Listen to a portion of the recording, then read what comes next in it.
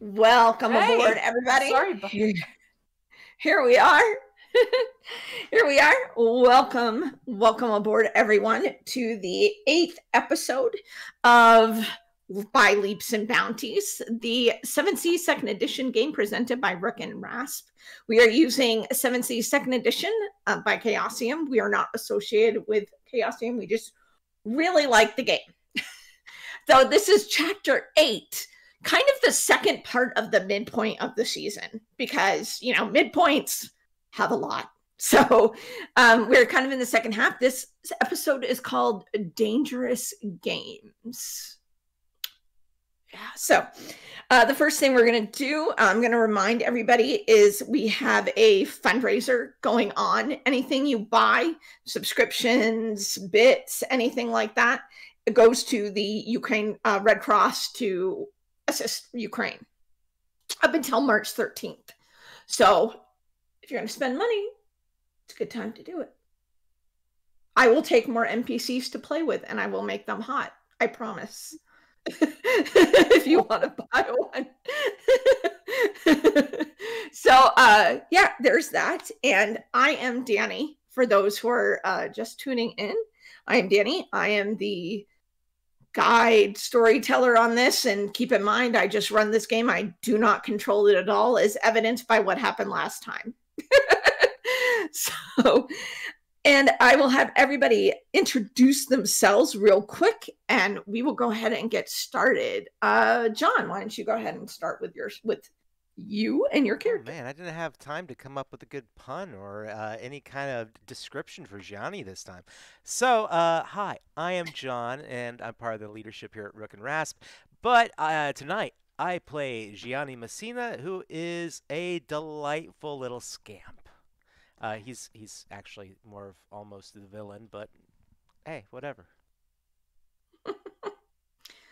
He's currently just looking around the manner of the host who has so graciously opened his window on the second floor.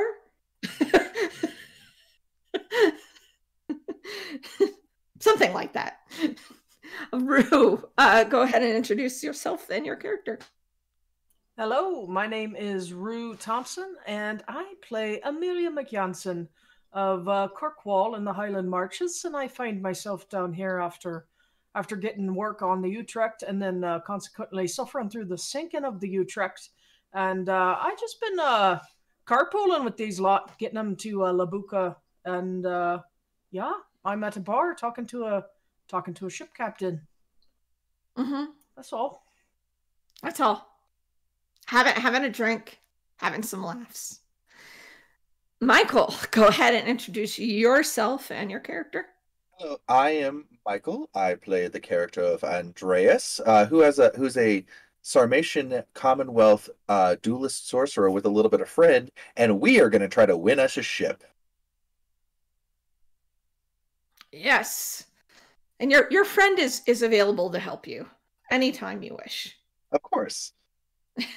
You just got a danger point, by the way. And someone donated sweet. 1,000 bits. Yes, thank Right. you. Not Rev, for the someone. 1,000 Rev. bits. Thank you. Our favorite person.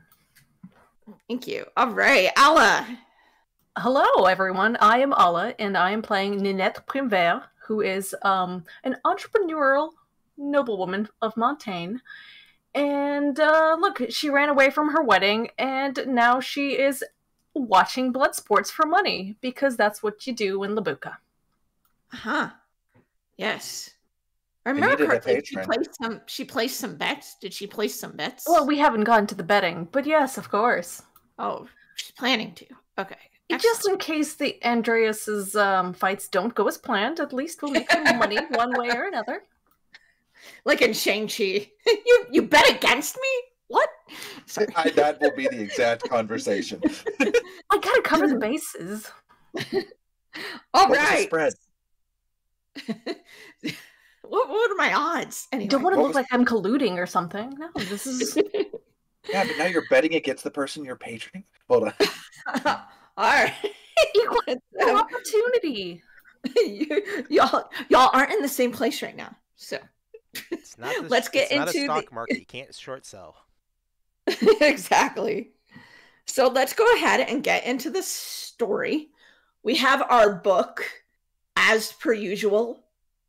Beautiful hand-tooled leather tome that says by Leaps and Bounties, carved, embossed into the letter, with our sortie deck, our sword, our rifle, pistol, blunderbuss, and the wedding veil in the corners, all beautifully embossed. The book opens and, we whirl by past pages and pictures really, really quick. And at the top of the page we stop at is Chapter 8, Dangerous Games. And below that is a picture, and it shows kind of 4 panels almost, kind of in not quite even, but in more of like a diamond kind of shape. And we see the faces of our heroes where we left them. So Nanette, please describe as Nanette is walking to her section, being led to her section by the teenager who tried to pick several of your pockets earlier. What does Nanette's face look like? If we're kind of looking at her face, what emotion might we see? She's got a sort of steely resolve for once, because usually she's in a state of panic or crying or some variety of the two. So this is sort of a very practiced, painted face. She has clearly been done up, probably a little bit more than necessary, definitely far more than Montaigne is proper. But she got dolled up at a house of rest, so maybe a little bit. So she's got her war paint on. She's ready. She knows what she's doing. Indeed. And then we move to the next panel where we see Andreas, who is now in the preparation room with all of the other competitors. What does Andreas's face look like as he's checking out his competition? Andreas is kind of trying to almost have like not a stony face, but like a poker face would be the best way, not giving away, but like observing as he's like removing his jacket and then removing his shirt, pulling off his sword belt. That way he's basically just going in there with his blades and nothing to catch on anything. Sweet. And let's go with Amelia, Ace. What does her face look like as she's sitting across from Silent Death? One of too stupid to fear, and probably a little rosy cheeked because she has been drinking. But yeah, she's doing her best to keep her eyes level and meet him gaze for gaze, as it is. All right. And Gianni, after you come through the window on the 2nd floor of this building, what does Gianni's face look like as he is now where he intended to be? Oh, he's got a devilish grin kind of going, like he's back in his element again. Excellent. And of course these pictures are black and white as usual. And below the picture, it says, the problem with flirting with danger is sometimes she flirts back. That's not attributed to anybody because I wrote it, so that's why. We're gonna start with Gianni, because Gianni was the first person we kind of ended with last time. So let's go ahead and start with Gianni. Gianni, you are on the 2nd floor of Count Avro's manor. As I said before, this place is Montaigne. The decor, the molding, everything screams Montaigne. And you do see some knickknacks, along the hallway. It's a long hallway. There are a lot of doors.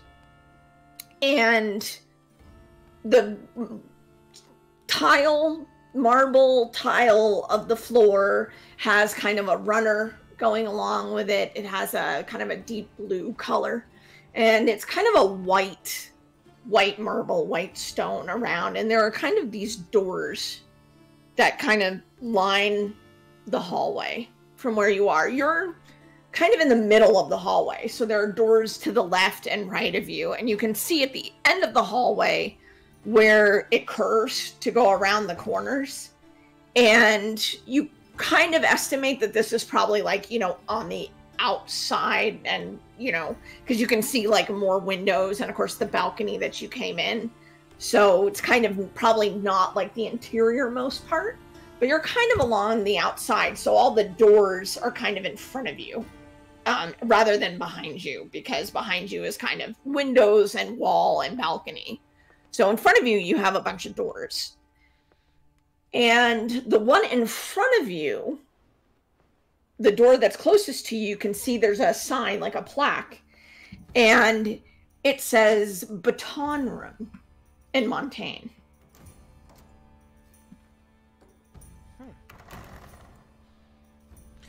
He's kind of curious what exactly that means, but he reaches into his pocket and pulls out the coin from the treasure.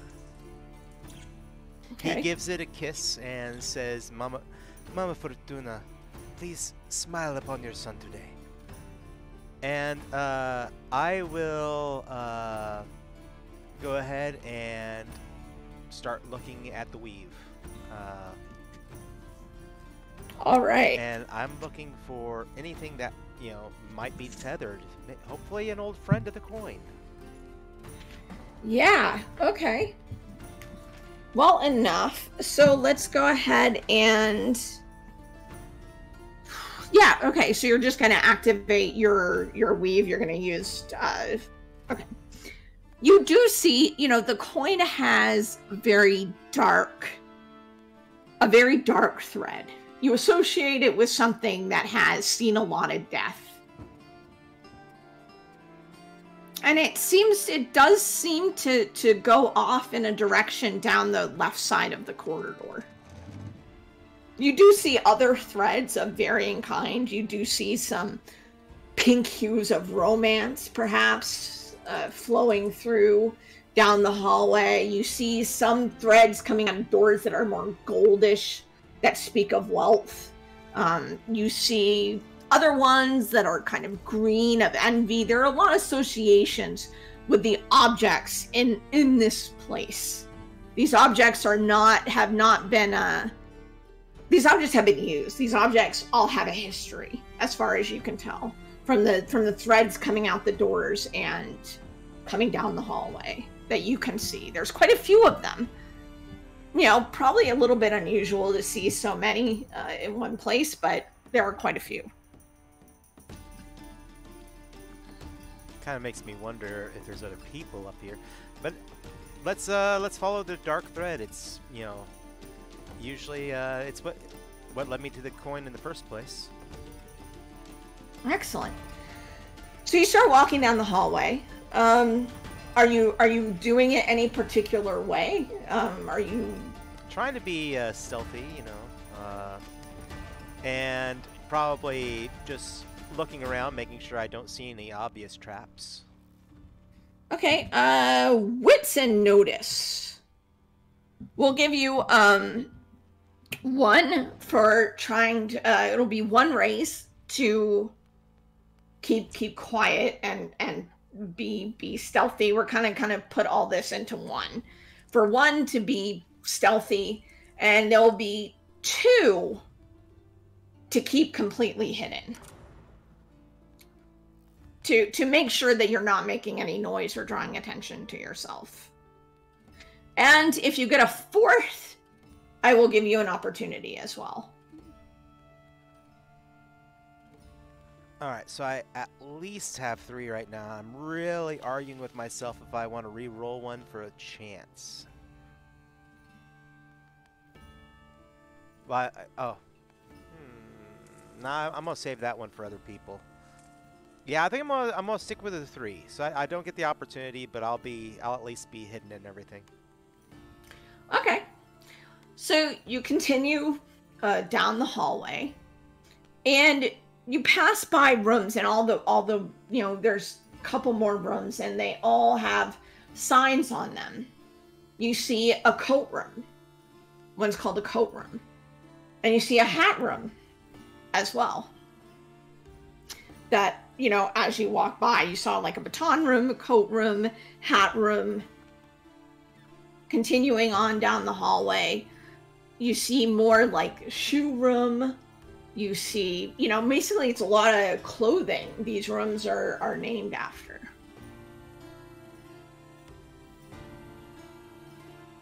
Kind of boring to my character's opinion, but where does that dark thread lead me? Does it look like it's going to lead me away from everything?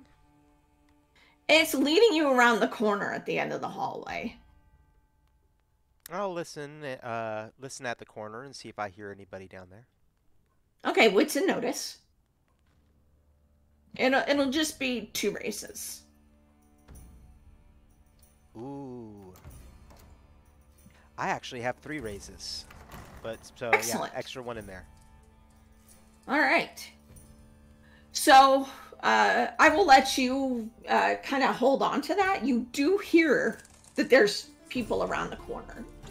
And if you want to, I can tell you how many if you want to use your raise. Yes, let's do that. You think you hear 2 people around the corner. Do I hear what they're saying? They're speaking Montaigne. It's a little low. You can't quite make out what they're saying.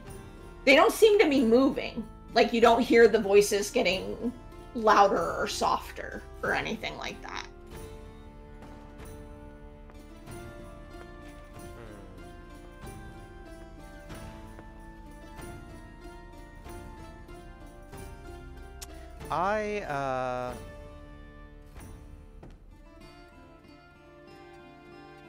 Goodness. I'm trying to think what I would do in this situation, because my character's like, okay. 2 people, possibly guards. Is there any way I can steal a glance around the corner, just kind of peek an eye around? Sure. Go ahead and do wits and notice to do that. I'll give you 1 for the action, 1 to, succeed at the glance, and another to, not be noticed while you're doing it. So 3 raises.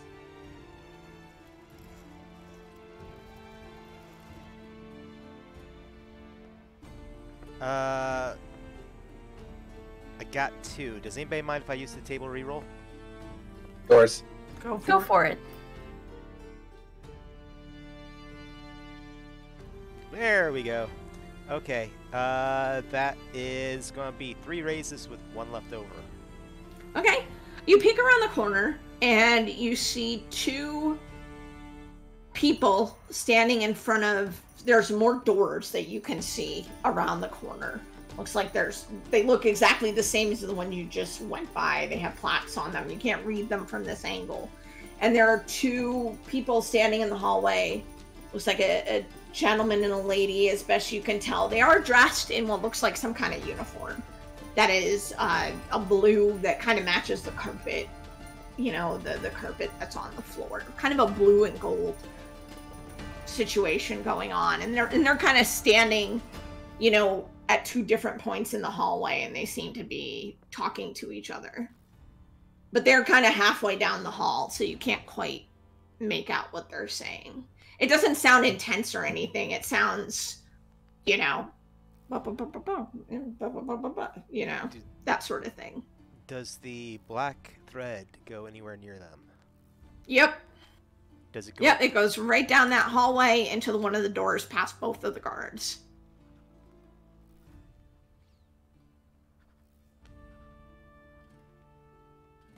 Okay.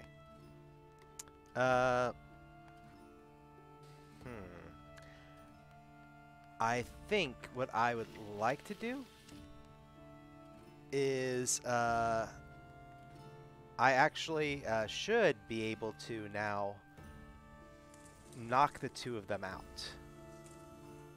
Okay. What I would like to do is, since I just got another lash, I would like to utilize pull. I now have it as a major.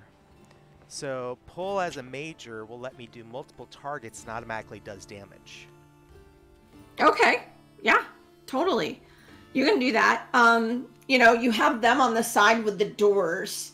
And then, of course, it's kind of the same as the hallway you just came from. It's a bunch of windows and balconies along this one, too. So you're just going to try to pull them forward? Yeah. Really push them back into the wall, push them forward to the side. Well, so I figure that if they're standing a little bit in the doorways, if I reach out and pull, they should both kind of hit their heads on the door jambs to the doors near them. Ah, okay. But yeah, it's Excellent. supposed to be at a level of strength that they pretty much go flying. And Sweet. Yeah, I love the new one because at major, I can actually break objects that are near them. They'll actually run into the objects and break them, but they shouldn't be able to break a door or a door frame. Ah, excellent. Yeah, so you take the lashes for that. Yep, and I'm gonna lose the hero point for it. Yeah.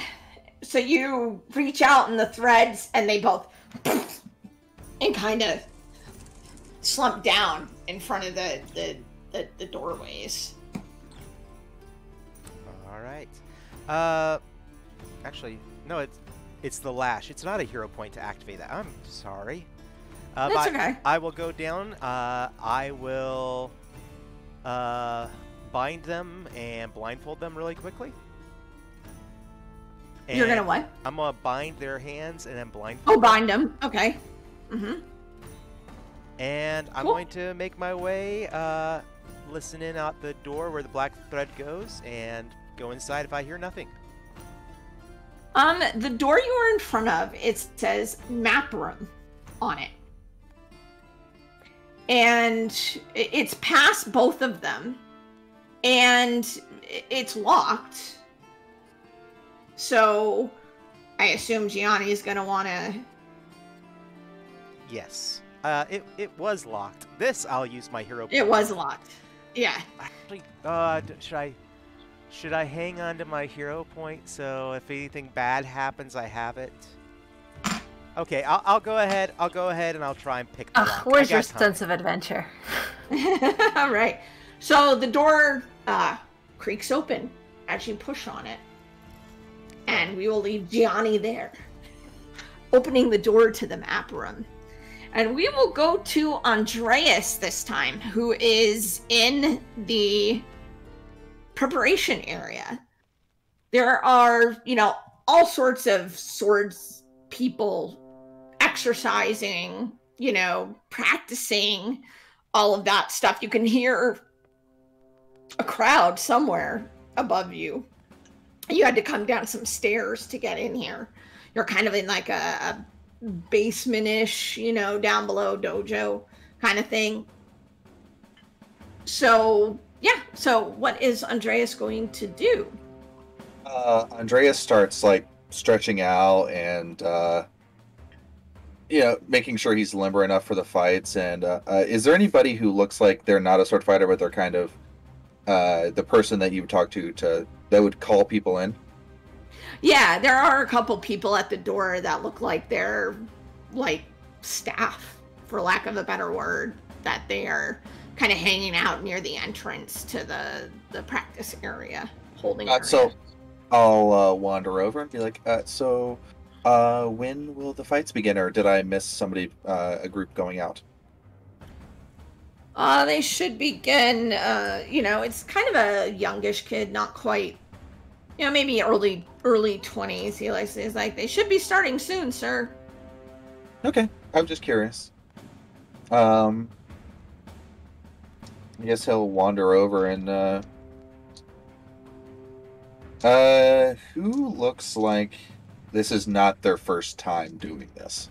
All right, wits and notice. So I will tell you something about however many fighters you get raises for. All right. Well then, 2, 4 raises. No extras. 4. Okay, well, I'll start with the one that sticks out the most first. This one, he's not very big. He's not very tall. He's not very wide. But you can tell this swordsman has no fat on him whatsoever. He is wiry, he is stacked and packed. He looks to be of Castilian descent, especially because the style looks Castilian to you. I was gonna say, I did burn a hero point to identify all their styles last time. Yes, yes. So you would get that his is Castilian, which is escaping me at the moment. But yeah, so I will go over politely, not try and I'm not gonna look like I'm about to stab him, and go, you look like you've done this a few times.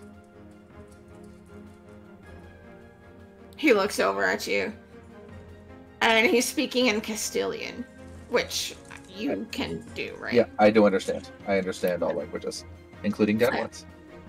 Yeah. He says, "Here it is my first time, but it is not my first tournament, no." And he kind of looks you up and down, and you can tell he's trying to assess you as well when you walk over. Just because I don't remember either. I've noticed. Are you also a master of a school? It looks like your practice motions looked familiar. You are familiar with more than just your style, then. It is Aldana, by the way. I just looked it up. Aldana, yeah. Yeah. Yes. I've been. I trained in the Duelist, near the Duelist Square in the capital of the Sarmatian Empire, or the Sarmatian Commonwealth. We haven't been in Empire forever. Why do I keep saying that? But we needed to, I had seen I actually dueled in the practice duels when I was younger. A few that practiced your style. I see. Well. I got my butt kicked a lot. He chuckles. I see. Well, I don't mean to be rude, but I need to concentrate, and I have a ship to win. Of course. It is a fantastic prize. You have good luck to you. You as well. And he turns and starts doing some practice moves and warming up. Are you going to try to... Oh, and the other 3. Okay, so the other 3 that you notice, there is a woman who definitely has a Montaigne style. Mm-hmm. She looks like she knows her way around her rapier.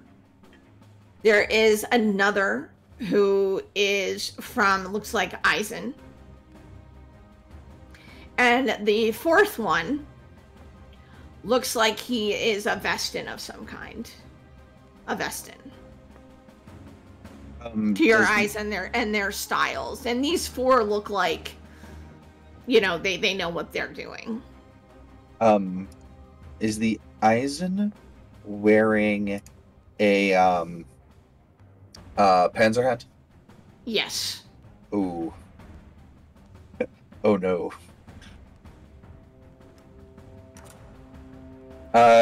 Okay. Oh. I'll wander over to the Eisen. Okay. And in Eisen, I'll say in Eisen, good evening, fellow competitor. First time? Question mark. He just shakes his head. He's kind of sitting. He's not practicing. He's sitting on a bench, and he has his, sword in front of him, and he looked to be just kind of looking around at everybody when you came up. When you ask that, he just looks at you and he shakes his head.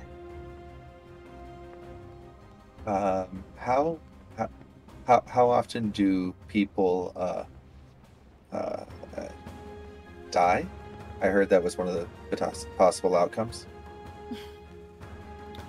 That depends. Some would rather die than admit defeat. So you do have to admit defeat. You do have that option, yes. Okay, very important.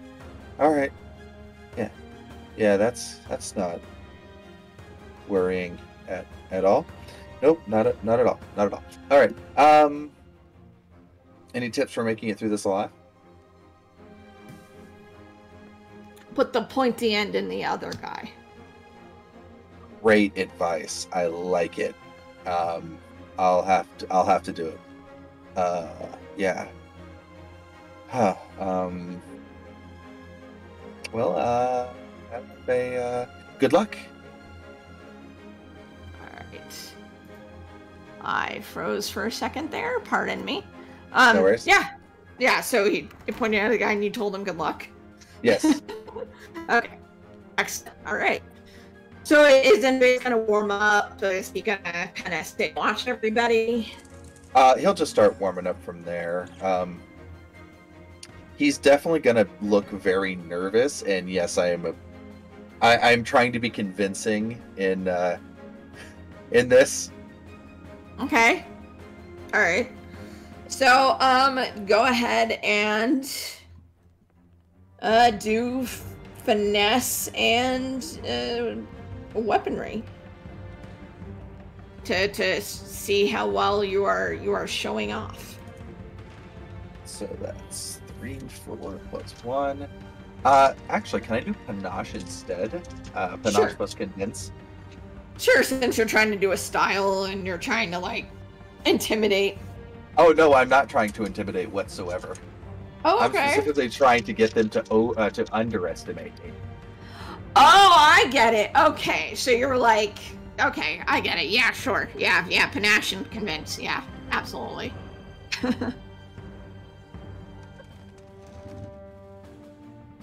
Hilarious. 1, 2, 3, plus 2 extras if you'd like to buy them.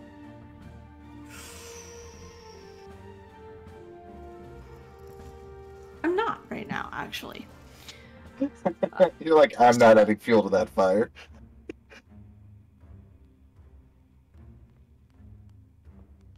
I think we lost. Yeah, I believe Danny just froze. Yeah, I think she's been. If you can hear us, Danny. Just can lost see your video and audio. All right. Well, we will hop over to a splash a moment. We'll be right back. Just for a moment. Bye.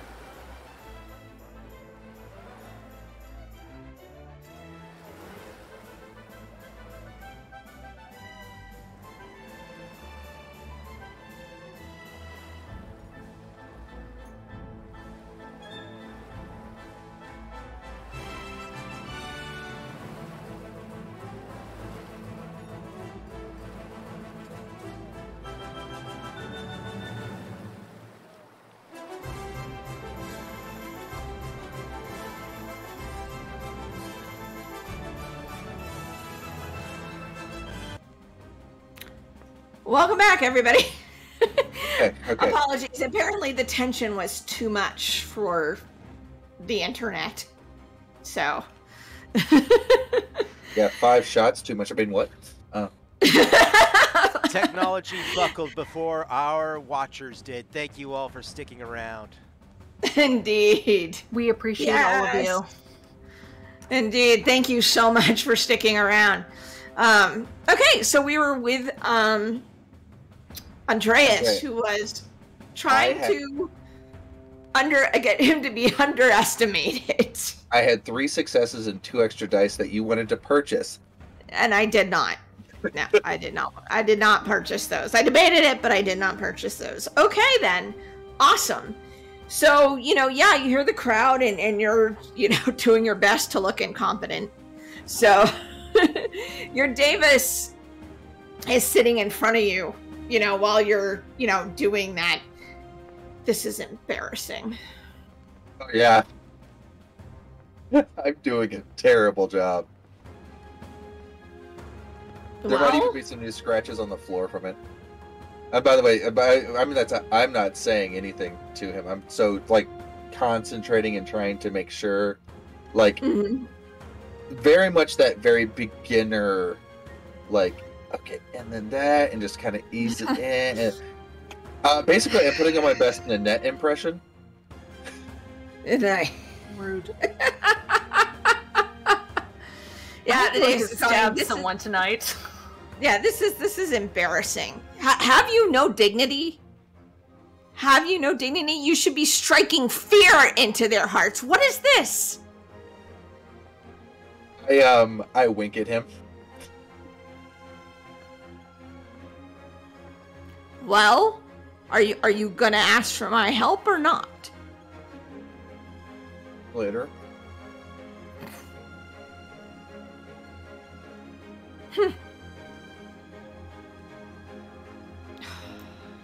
He just looks absolutely disgusted with you.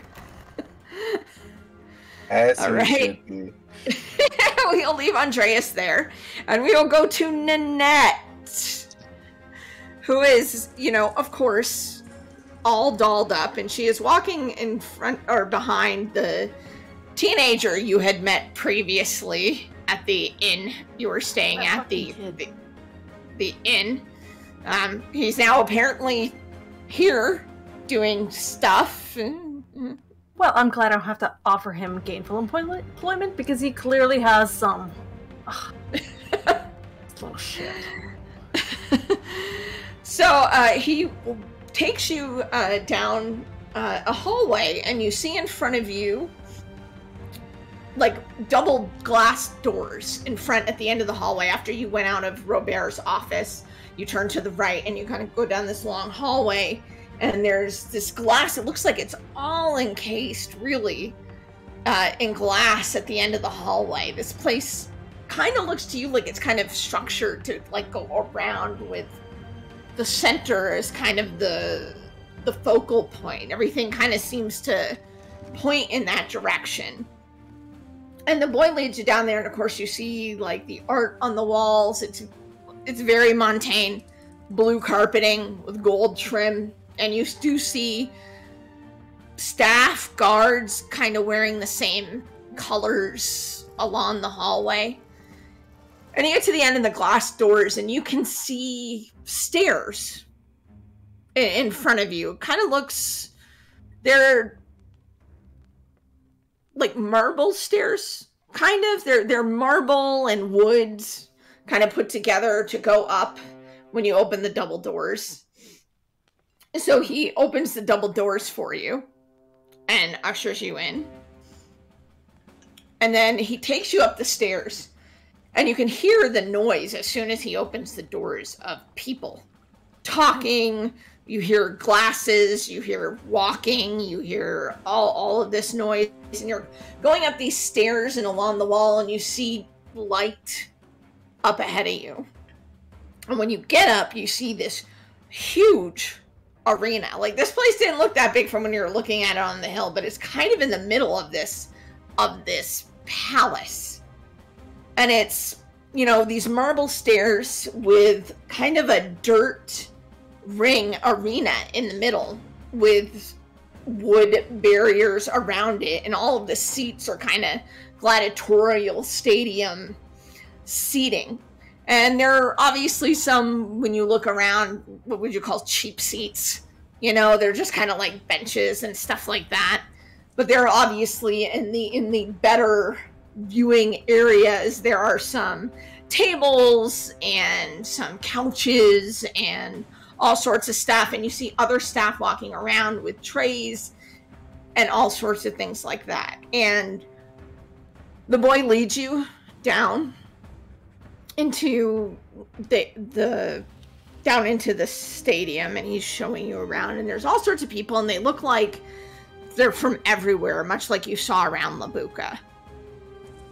And takes you down into, and from a distance, from feet away, you see Dubois sitting in one of the privater areas. He has 4 other people with him. They're all dressed up. They look like they have several, if not a dozen, bottles of liquor on the table in front of them. And they're dressed, kind of. Dubois changed his outfit from earlier. He looks a little bit fancier, but it looks like he started everything early because the outfit is already a little disheveled. Even before the tournament nothing begins. Less. And he is with, there's a variety of people that are with him. There's 4 others. He has a couple women and a couple men with him. And there's a couch that's kind of in the blue color of the carpet and the other color of the staff that you'd seen that he's kind of lounging on, and he has them around him and seems to be talking, and he has a glass in his hand. And the teenager brings you probably maybe like 2 or 3 seats from where his box is.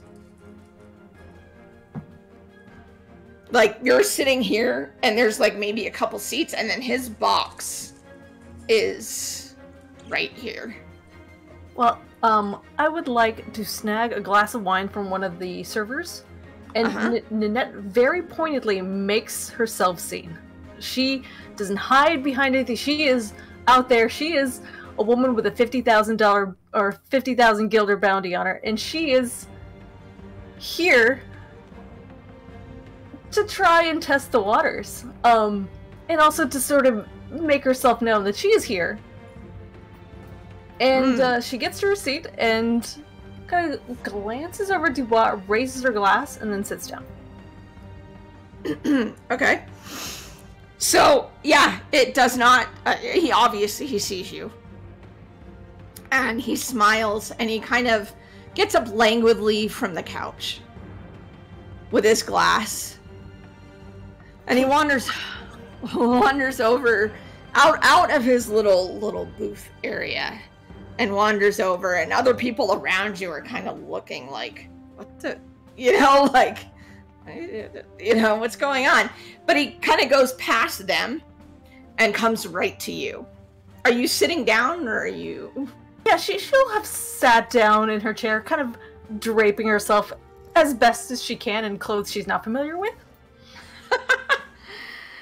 Excellent. Okay, so this is a lot tighter than she's usually used to wearing. Like, doesn't have all the petticoats and layers, and so she's just like... just trying to rearrange herself repeatedly. And he bends over and holds out his hand.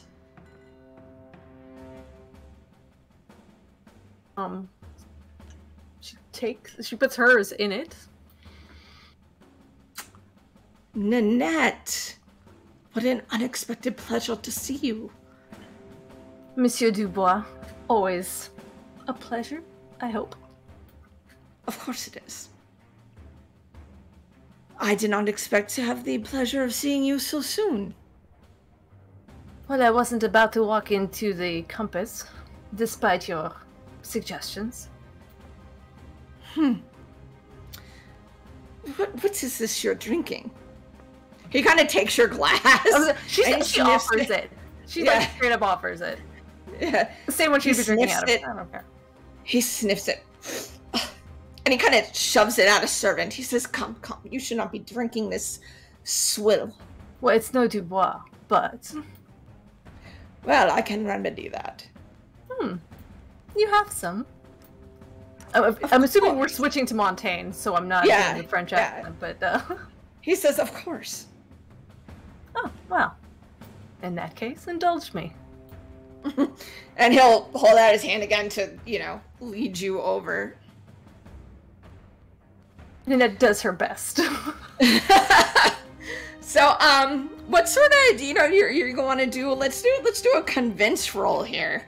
What kind of impression is Ninette trying to give here? Competence? All right. And So confidence. Let's do a panache and convince then. Both of which she's lacking in, but we'll see what happens. Just tell me how many raises you got.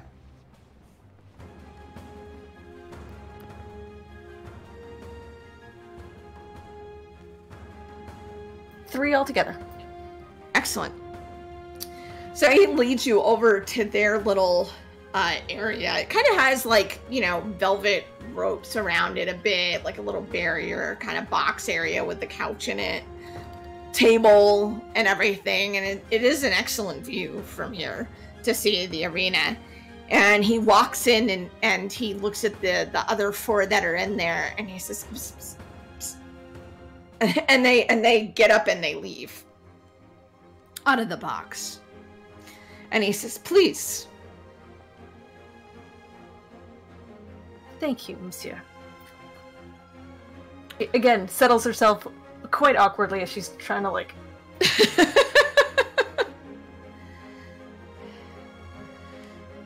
He says, what can I offer you? He gestures at the table in front. Some chartreuse, brandy, wine.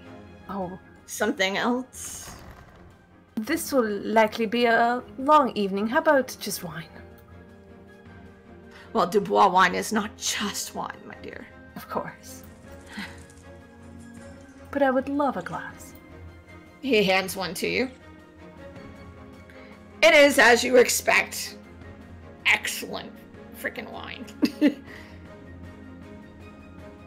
I mean, I'm sure she's had it before, so she's... Yeah. At parties and stuff, she's had it before, yeah. So he sits down, he says, so... If I remember correctly, I gave you a message that you were to meet silent death. It appears that the time has come and gone, and yet you are here. Monsieur, I am not quite so eager to die. I have already the church looking for me, what is basically a death warrant. I would rather not go to a pirate captain who probably wishes the same. Would you in my position? Position? I've been in many positions in my life. Can't say I've been in your exact position, but I'm willing to try it. It's not a pleasant one, I assure you. I'm sure we could fix that. And that is why I am here. Couldn't stay away? I regret to inform you, I'm not here for you. I'm here for the money. Oh, that shoots me right to the heart. You must admit our introductions were a little bit, je ne sais quoi, dangerous. It's nothing personal, you understand. Of course. But why would a son of Montaigne ally himself with such individuals? I wouldn't say allies, more like business partners. Well, that I can understand. He has his own agenda. I have mine. Sometimes they coincide.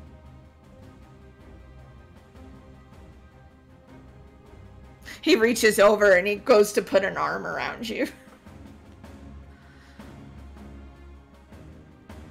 I'm sorry. I'm not very comfortable in these clothes at the moment. Forgive me. Might I ask what your business is? I am a bit of a businesswoman myself. Uncomfortable clothes. That definitely can be fixed. I'm hoping so. If our time in Labuka is uneventful and profitable. Well, I like new things and excitement, and working with sudden death provides that. I mean, I certainly don't need the money, or whatever it is he's after. Not when I can go where I want, mark whatever I want. And you feel like he's gonna feel a thumb on the back of your neck.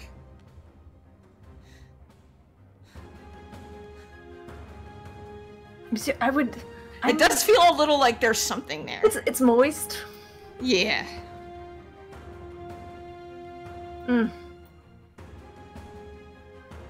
I can see the draw in that.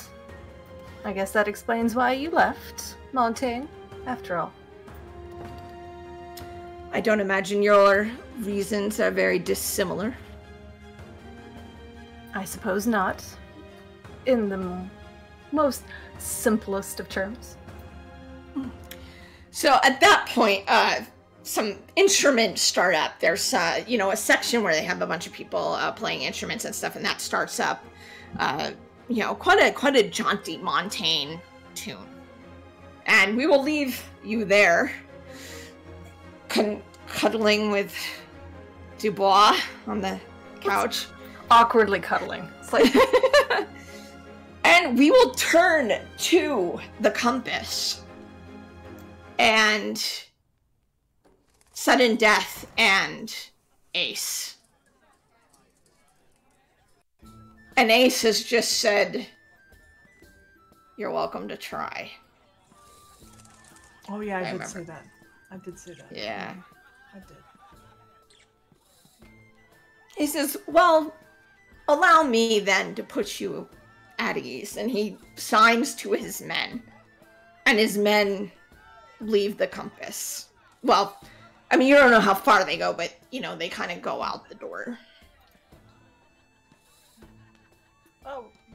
Oh, they couldn't stay. Well, now we can talk. Sounds like a plan. I actually had a few things I'd like to ask you, but please, I've said a lot. It's your turn. So... I just want to know how he signs that sound of frustration. It's a middle finger. It's a middle finger. He can make noise. I mean, yeah, it's not like he's completely, It was just funny to me. He can make sounds, noises. He says, "I know your name and a little bit about you, but I'm afraid that's all I know. Tell me, what possessed you?" We'll start with an easy question. What possessed you to put on the bracer? Have you heard the racket this bastard makes when you start calling for it like you were? I just wanted to see if I could turn it off like a, like when a bird makes too much noise, you have to do something to it to get it to shut up. I didn't know what else to do. Even when you weren't sure. I was gonna say alarm clock, and then I realized I was in like medieval Europe. Even when you weren't sure what was going to happen to you? Yeah. When you put it on? My dad didn't raise me to be afraid of much. Interesting. My turn? Storm Rider. Have you heard of that? Is that a name that you know? The Temptress. I take it you have. Well, I know her ship, and I've heard of her. an interesting person to bring up. Well, I'm looking for her. I see. Well, I do know she sails the waters around Castile here. Well, further away, of course. I'm pretty sure she's of some kind of Castile descent herself. All I know is they call her. I've not had the pleasure of running into her myself. We tend to, those in my line of work tend to steer clear of each other. So she shares your line of work then? Oh, quite. She got her name. She runs an all-female crew. From what I hear, she finds her information via sending her crew on board and gathering intel so that she can later sneak upon the ships. Clever woman. It seems to have stood her well these past years. Although she has gone far adrift of her normal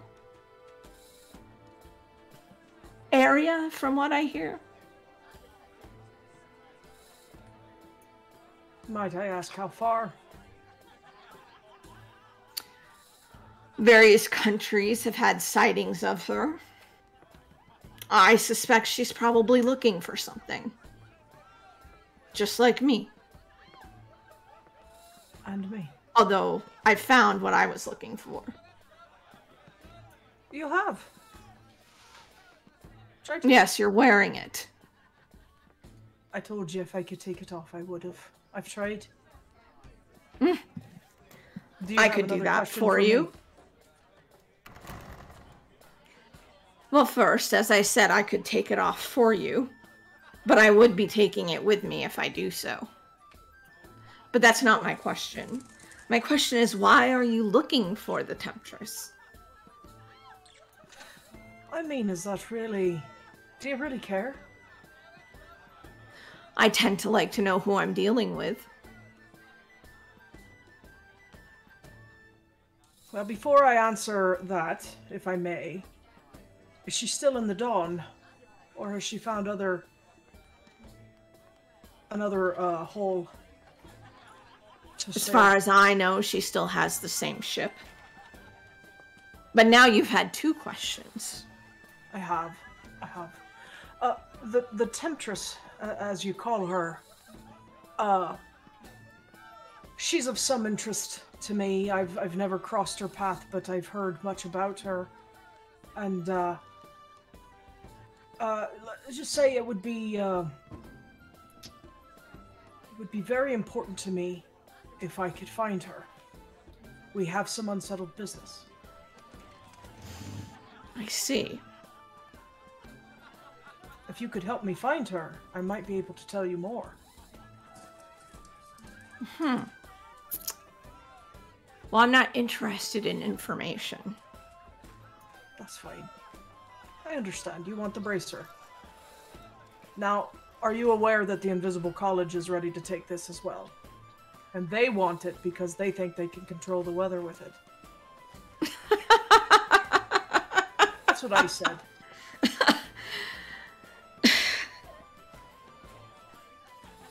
It's not something that just anybody can do. Hopefully, they'll find that out before anybody gets hurt.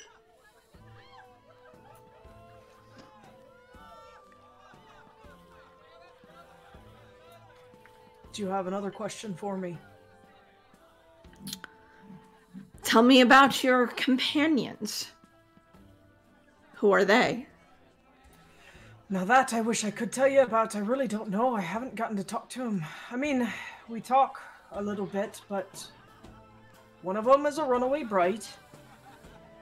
One of them is looking for a sword master. And the other one is a showman and a thief. Oh, and then the one that's the invisible college guy. But he's not in Labuka yet.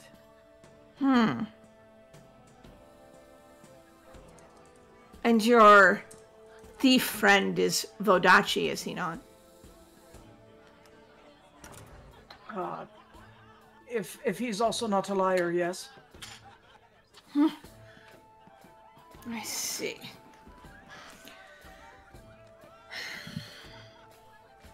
Well, what do you suggest we do about this situation? I'll be 100% honest with you. We can cut the formalities if you don't mind. You can call me Ace, it's fine.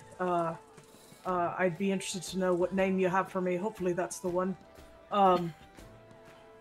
Don't like giving up my real name, my real first name. It's just after traveling with the Vesson, you know how they are with their trade names and such. Anyhow, I want it off. I really don't care how it happens. I want it off. I'd rather not lose my arm. It's my good one. And there's before you I'm willing to let you have it without fuss. If you just tell me what you're going to do with it.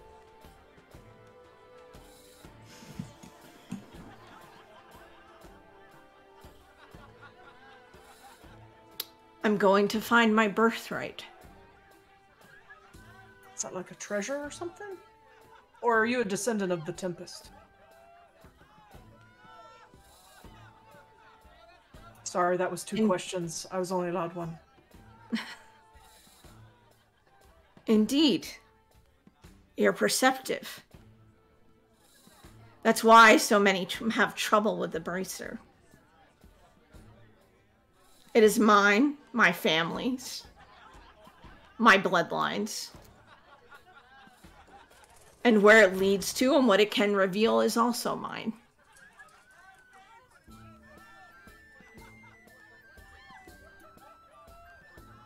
Can I ask you one thing? And you've told me you're honest, and I've no reason to doubt you. If I give it to you, are you going to hurt people? Like innocent people?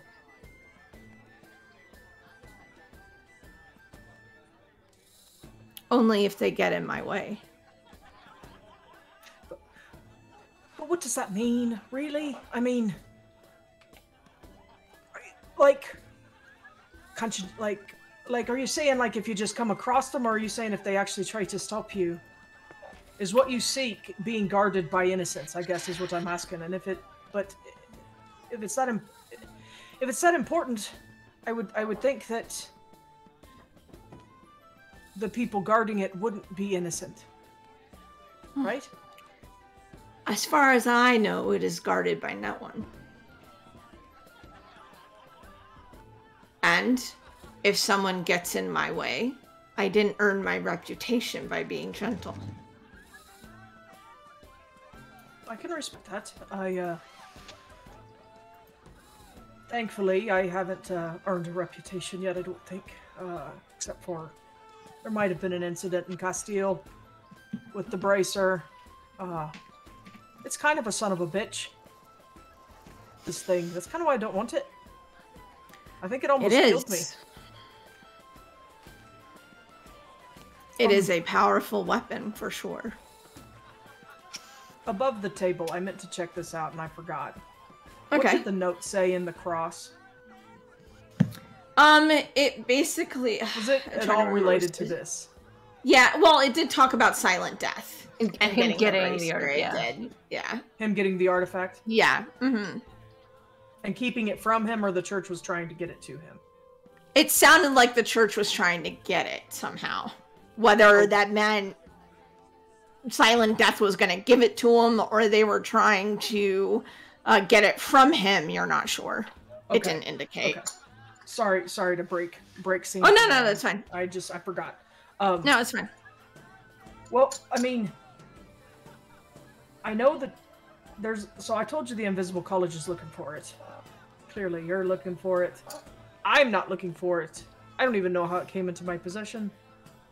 Really. And But I know the church is looking for it too. You know, you're not going to go give it to them, are you? The church? Certainly not. Okay, well, something about our party, we kind of have a sentiment of like, fuck the church, you know? It's kind of became kind of a catchphrase. You know, I've only known him for like a week. So, kind of hard to... It's been like 2 weeks. Yeah. We are... It's been like 2 weeks, something. My internal calendar just kicked me in the nuts. We are more similar than you may think. I have no love of the church. They're going to try to take my birthright and destroy it, keep it from themselves. Who knows what the church is going to do? I mean, are you trying to take over the known world? Or do you just want your birthright and then, like, fuck off into eternity and not just... people don't mess with you?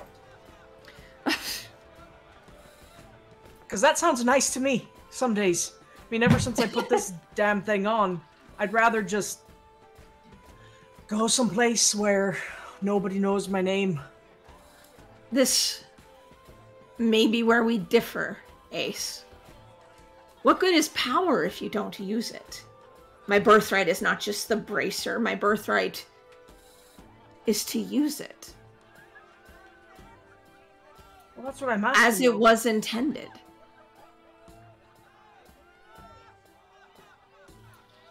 Well,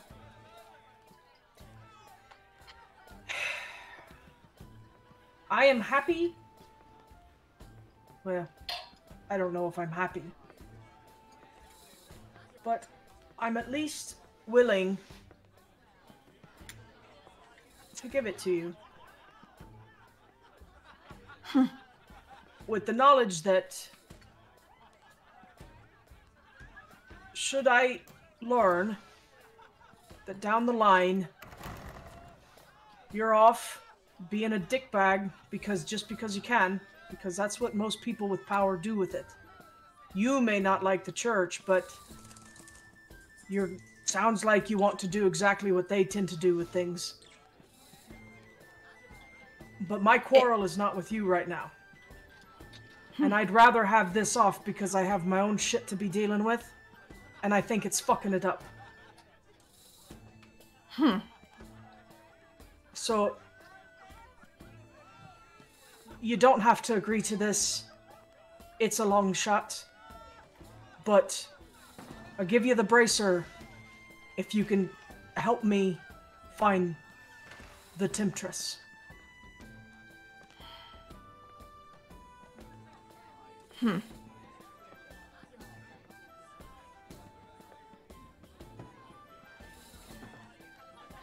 Before I take the bracer off, I will say the difference between me and the church is that this is mine, not theirs.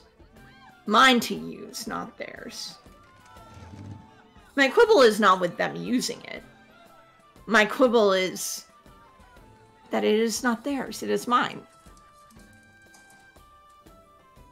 But I will help you find the temptress. If you give me the bracer.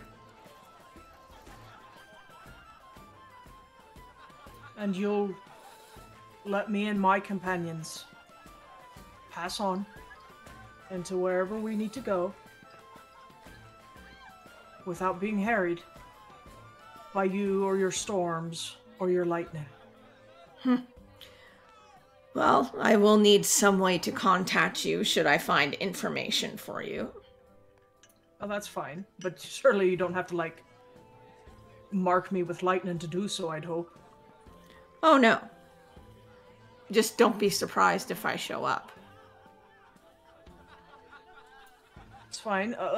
As I said, I mean, I know I was shitting you earlier with saying that I wanted to work for you, but I'm not opposed to being tenuous, going in the same direction, nurse. I don't want you to be my employer, but I'll at least not get in your way if you don't get in mine. And we can maintain that sort of relationship as it is. until such a time as I do something you don't like, or you do something I don't like, and then we have to settle it the way that we were going to before things went as they did. I think we have an agreement. All right, and I will hold my arm out. And he holds his arm out. The other one that has the bracer on it. And he shakes your hand. And the stones on both of the bracers start to glow. And you're going to take a wound. It does hurt. Okay, that's fine. And what you see is the stones start to glow. And you see, like, green and black tendrils, almost like threads, are going around both of the bracers. You know, they kind of fade into existence around it, and then go into the bracers, and then the bracer clicks and opens off of your arm. And your arm has, I mean, you can see on your arm where the bands of the bracer were, and of course you've got, you know, the scars going up your arm from the Lichtenberg figures. Yeah, and for some reason the tattoo on your wrist is darker, like new. You know, over the years it had faded, but now it seems dark, as if, you know, it had just been done and healed.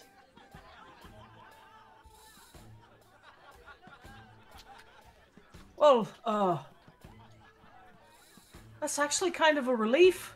I mean, I knew it was going to be, but this arm hasn't felt the same since. And he picks up the bracer and he goes, and as you're kind of watching him or sitting there, you all of a sudden are not seeing what was in front of you. You're seeing, like, you'd walked past it earlier in the day when you fought those 12 men. And you see it as it might be right now at this time of day.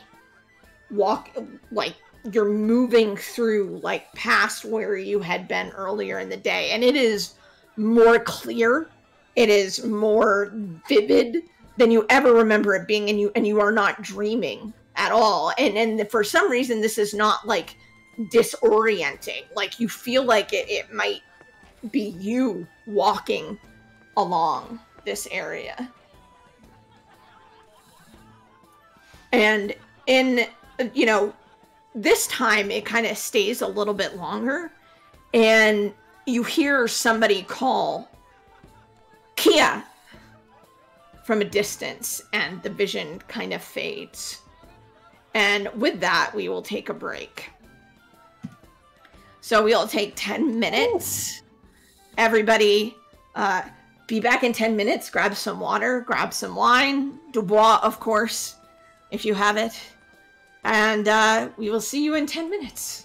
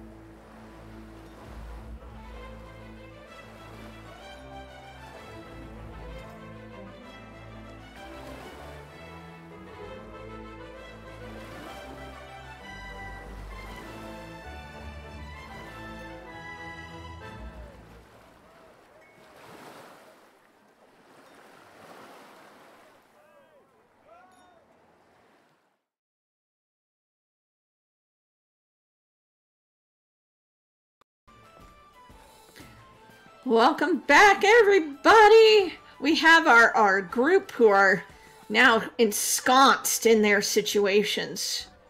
And, it seems Nanette is having a grand old time with Dubois over there. And Andreas is trying to give his opponents the wrong impression of him, much to the embarrassment of his Davis. And Gianni is going to enter the map room. And Ace has struck a deal with sudden death. We don't know how long this will last, but it is a deal, and she has the bracer off her hand. And it has done something to her tattoo, apparently. Because she has had a vision. Are we coming back to me? Or going we are not. I'm actually going to start with Gianni. Perfect. Yeah. We are not. I actually meant to go to you, then start with Gianni, but anyway. So we're going to start with Gianni. Okay, so map room. Door pops open. It's dark in here. Lights have obviously, torches have obviously been turned off. It's dark, but you can see, a little light from a small interior window. It looks like this place has some kind of central courtyard kind of area, so you do see a little natural light coming in, but that's about it. I'm gonna, take a brief moment to look around, and then I'm gonna slowly steal my way into the room and see if I can follow that thread any further. Sure. Yeah, you follow the thread, and you follow it into the back of the room, and it's hard to see back here, but from what you can make out, as you've been walking by, you've seen frames with different maps in them, of varying kinds. It's kind of hard in the dark to see what they are, but in the bit of natural light that you see all kinds of different maps, and they have plaques underneath them, and you're kind of making your way back, and seemingly kind of near the center of the wall in the back, near where the natural light is, there is coins in kind of, a clear, box that's kind of on a pedestal in the back. And it looks like there are, a couple coins there set in blue velvet. And they look just like the one that you have. And that's where the threads are going. And above it is a frame. But there's no map in it. There's nothing in the frame.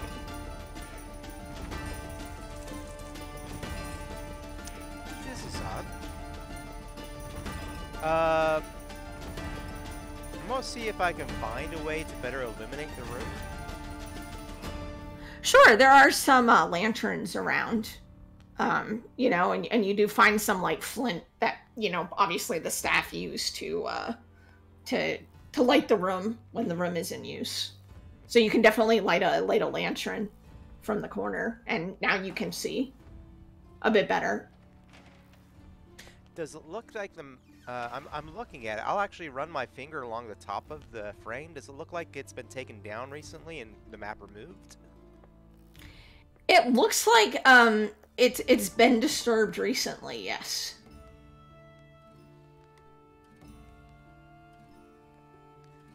But it doesn't look like somebody's broken anything or move things in a natural way. It looks disturbed, but in a way that you really haven't run into before.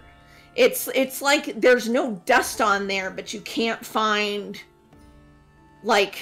normally if you see something disturbed, there'd be, fingerprints, or you'd see where someone, placed a hand or something like that. That's not the case here. It's completely without any dust or marks around it or anything that you would expect to see if someone had physically handled it. I'm going to, well, it looks like I'm going to need time in this room, so I'm going to drag both the bodies in here. So I'm not, like, leaving people out in the hallway to, obvious. Uh-huh. And then, and then once I get them in here, I'll actually start messing with the frame, see if I can move it, pull it off the wall. It's relatively easy to pull off the wall. Yeah. I kind of knock on the wall behind it, see if there's any evidence of it, like, anything. Like, On the frame, well, on the frame, as you pull it off and you look around, you do see what looks like an old, bloody thumbprint. It's not that hard to find once you pull the frame off. It's on the back.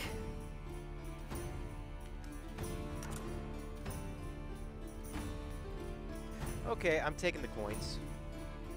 Okay. All right. Are you just going to grab them? Just take the box, or just grab the coins, or how are you going to go about grabbing them? I'm actually going to, first, I'm going to, the map where it should be, I'm going to stick one of Silent Death's papers from his desk in the map holder. Okay. Okay. Come on. You gonna mess with me? I'm gonna mess with you. But then I'll take a good long look, make sure there's nothing too unusual or trapped about this bag of coins, and then I'm just gonna find a way to open it and take them. Okay. Surprisingly enough, it doesn't look like... Well, do wits and notice. Let's see. You're looking at this thing. Let's do wits and notice. So one will be for the action, and I'll give you one to take the item, and if you get 3, the 3 will be like the consequence, like the guards waking up. That'll be your consequence. So the action, actually getting the coins, 3, that the guards wake up, and if you get a 4th, I'll give you an opportunity. I did get 3. I didn't get an opportunity, but I did, get 3 on that. Of course, you could, that doesn't have to be the order it goes in. You can always pick and choose of those options which one you want. Well, the guards are technically tied up right now. So, Uh-huh. or are you saying other guards may arrive? The guards will wake up. Okay. But, I mean, logic says that they would probably raise some kind of alarm. In your experience. But they're knocked out and tied up, or they're right now. Yes, they are knocked out and tied up. All right. Yeah. I will. You know what? I'm gonna check their pockets and as well before I go. But yeah, I'll let them wake up, and I will take the coins, and off I go. Okay. And I'll take that opportunity. I will let the guards start raising a fuss. Okay. Your opportunity is that when you pick up the coins, it kind of you feel like there's something underneath the velvet. And when you look, there are some other jewels under there. And what looks like a ring. Hello, fortune. And the guards are over there, like, and they start, like, kicking the wall, like, trying to make a bunch of noise. Yep, I'm going to skedaddle with my ill-gotten goods. All right, excellent. All right. Okay, Johnny is about to, just before I move from you, are you going to try to go back the way you came? or go a different way? Pretty much what I'm going to do is just go the way I came, checking to make sure I don't see any guards, but right back out the way I came because I know I can get out that way. Okay, excellent. All right. So let's go to Andreas. So you watch as some names are called and people leave. You know you're the third fight. So you watch some other people leave, practicing, and three of them come back. Eventually. Oh, okay. Which three? It's none of the ones that you've talked to or noticed. It's some of the other ones, some of the other people. So you said that were kind of practicing. Yeah, 4 went left because there were 2 fights, 2 duels. Oh, and only and 3 came back. How messed up do they look? One of them looks pretty. They look pretty messed up. One of them, you're kind of surprised is still walking, and the other 2 look pretty messed up. Oof. Cuts everywhere. One looks like he got stabbed in the leg. You know, another has a couple gashes across their face. You know, that sort of thing. Okay. I will look super nervous, and he said, and start to approach because I was told I was in the third fight. Mm-hmm. Yeah. So yeah, so the man that's there, you know, they have a couple people going over and taking care of the injured people. And then your name is called Andreas Karras and Antonio Garcia. And is that the Castilian I had talked to before? It's the Castilian you talked to before. Steps up. And the gentleman leads you to, leads you up the ramp. And there's, like a double door kind of thing that leads kind of like into an archway, kind of like wooden doors. And there are people there. And the doors kind of burst open.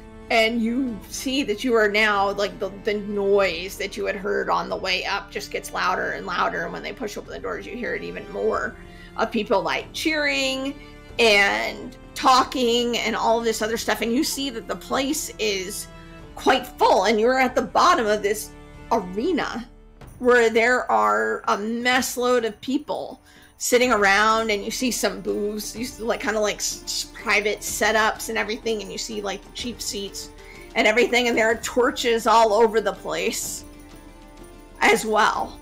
And the person leading you out leads you out into the middle of the arena, and you of course see like blood all over the dirt out here. Wow. It's kind of chunked up with, looks dark and kind of clumped up together, and you can see digs like in the ground of either a sword or feet or something. I will. Sorry, I grab this. I will kind of step forward and kneel down for a second. Put down, place my blades at. But as soon as I step into the field, kind of grab, pick up a bit of the ground to feel it. And then pick my blades back up, walk out towards, I guess, the center of the field where it looks like the other gentleman's setting up. Yeah, there's kind of like a, like 2, like, looks like kind of circles painted in the arena where the people are supposed to stand. Yeah, and as I said before, he doesn't have his sword belt, he doesn't have his shirt, or his jacket. He's just his trousers and his boots that come up like mid-calf. All right. As he's doing it, he's kind of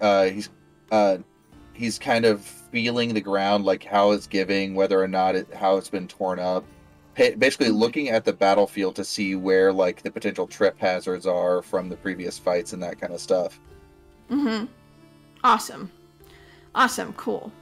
All right. So a little bit, but I'm going to come back to you because I'll come back to you in a second. Because we're going to go to Nanette right now, who is sitting with Dubois, and the music had started, and you look up and kind of above, the tallest part of it, there's kind of a, marble balcony sort of thing. And you see a man up there, and he's kind of on the short side. He's kind of bigger. He has dark hair, like, kind of messy, actually, like dark hair, dark eyes, kind of thick eyebrows a little bit,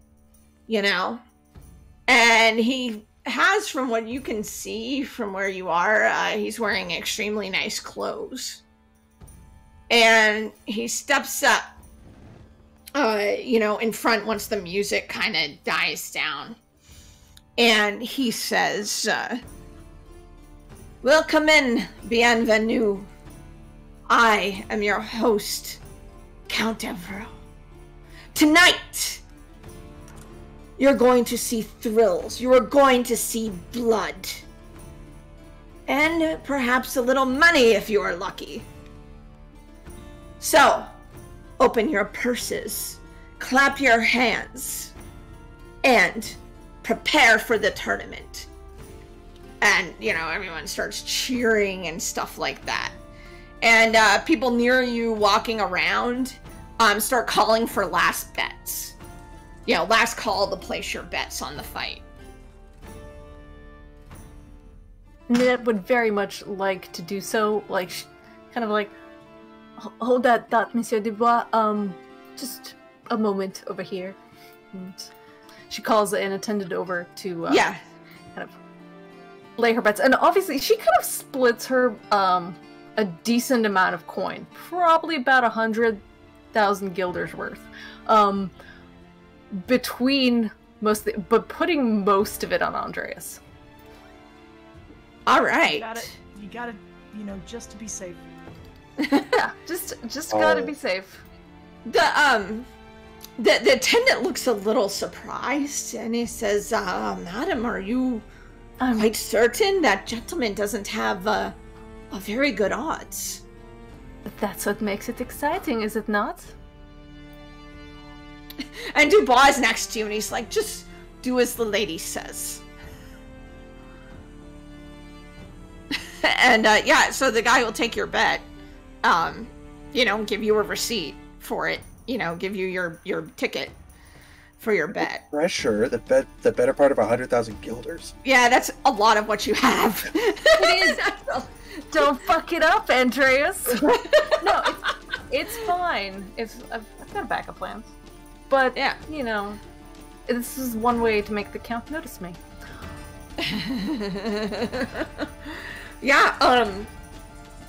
He looks, he's up there and he looks very jovial. He's laughing and he's clapping people on the shoulder up there. And how fast is Nanette drinking wine? Slowly. Slower than me. Slower than Nala. Slower than me. She sort of has been drunk recently, but now this is sort of a active battlefield, and she needs to be very careful. Mm-hmm. So she is very, sip every now and then to humor Dubois mostly. Uh-huh. But otherwise, she's keeping an eye out for everyone. And anytime anybody is looking in their direction, she cozies up to Dubois a little more than probably he expects and she would expect. But she's very much like, okay. Okay, yeah. So, the first fighters are coming to the middle of the ring, and Dubois looks at you and he says, "I see you like to savor things slowly. I can appreciate that." It's no fun to have it all at once, I couldn't agree more. Ruins the thrill. He'll hold his glass out for a toast. What should we toast to? Let's start with our health. Very well. But from there, maybe better business arrangements for the both of us. I see. Well, I should let you know that I often mix business with pleasure. I would expect nothing else. So he'll toast with you and drink, and the first fighters come out, and you know, it is quite a spectacle. I mean, these fighters are going hard until finally one of them, you know, calls out, you know, yield, you know, and he's, you know, all messed up and stuff like that. And then, you know, the other fighter, you know, raises his sword and everybody cheers and the count, you know, gets up there and everything like that. The second fight is a lot worse. One of the men never says yield. And so at a certain point, the woman he's fighting, you know, just keeps going. And you even had people in the audience, you know, going, yield, yield, yield, yield, you know, and they're shouting, you know, at the guy, you know, because it's obvious he's losing to this woman. And she, you know, he doesn't say it, and she looks over at the count, and the count, you know, kind of goes like this, and she takes him out. And Ninette leads towards Dubois and kind of pointedly says, I don't mind a little blood, but there's always a price to pay for it. Indeed. There's usually a price to pay for everything.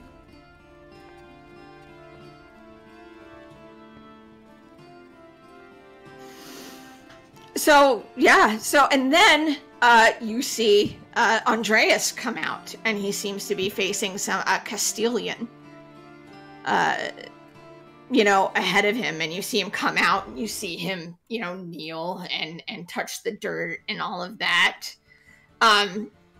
You probably see her, Andreas, you know, as you're kind of taking everything and sitting next to Dubois, who is not unnoticeable at all in his booth there. So yeah, and so the count gets up and he says, the third fight of the evening, Andreas Karras of the Sarmatian Commonwealth. I assume that's what you told him.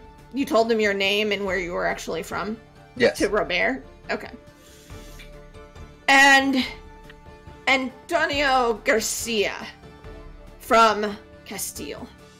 And everybody cheers. And Ninette, you see Robert is next to the count, and he's writing everything down. And you see he has kind of these neat stacks of books next to him and everything, and he's up there, and he's got his glasses on, and he's you know, everyone else is kind of in the jovial mood, but he looks all business, you know. He's kind of taking note of everything going on, and you even see the count try to engage him a couple times, but he kind of just, you know, nods politely and goes back to what he was doing. Extremely focused on taking notes. And you see that the runners, that the people that were taking are bringing them to Robert, and he's carefully, you know, taking them, looking at them, and he looks at one, and then he looks over at you. And Ninette just winks. Awkwardly, though. It's like...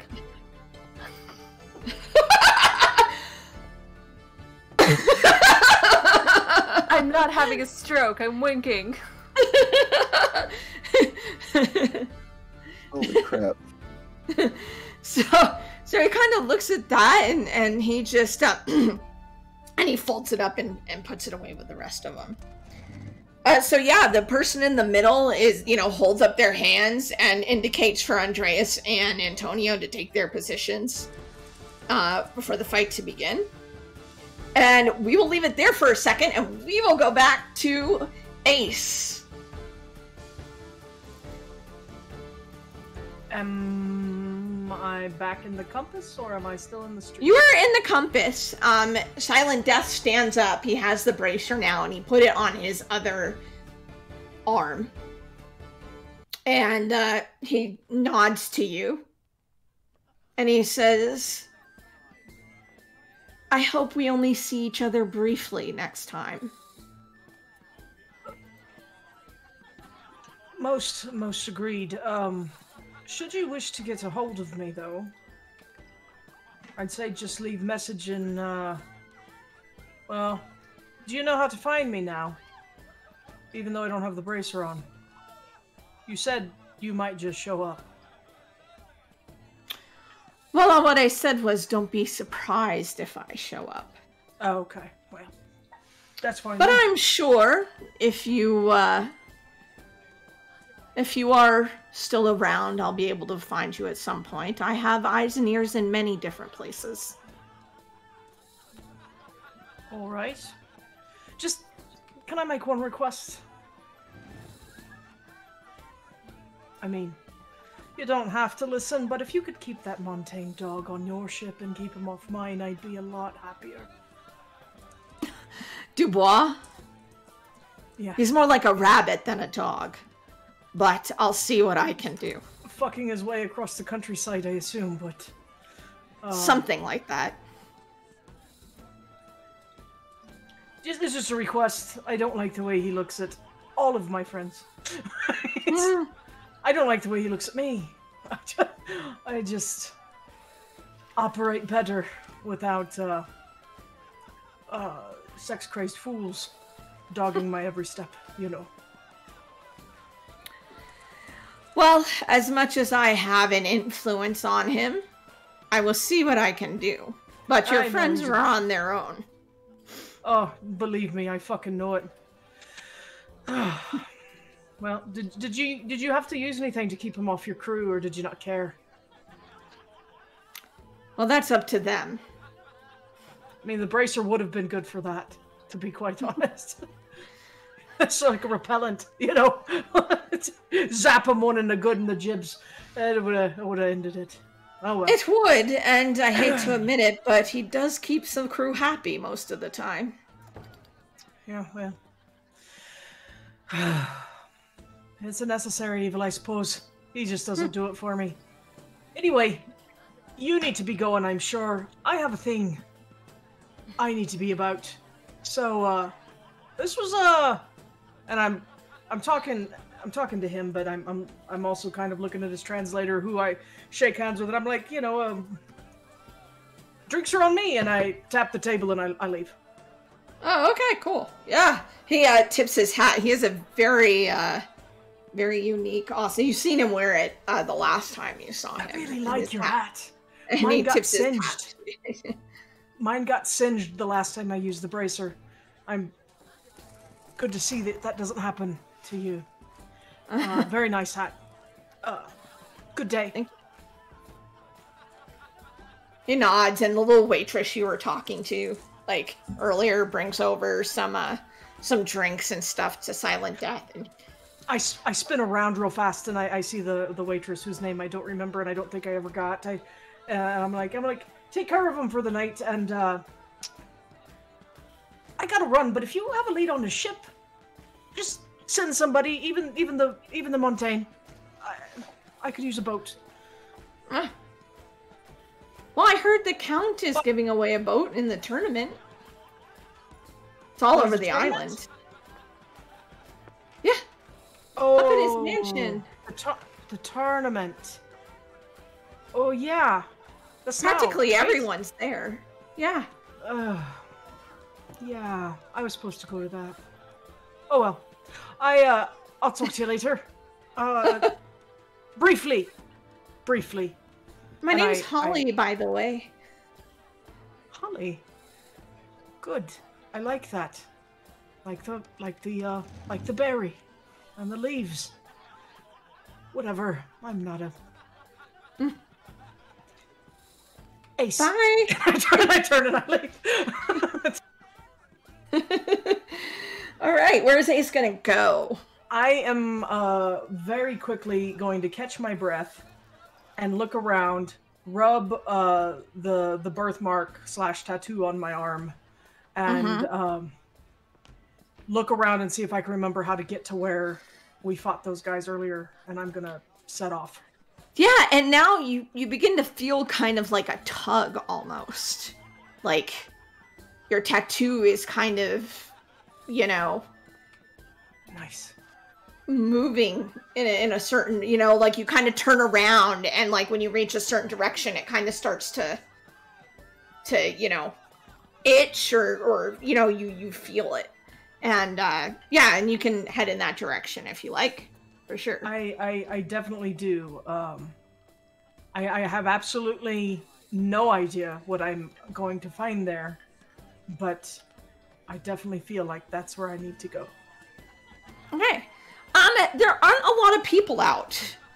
It seems like Holly was correct that most people are up, you know, at the tournament she was talking about. So you don't see a lot of people. It's not like every single person is there, but it's definitely a lot less crowded as you're going through the streets. And it is nighttime, fully night now.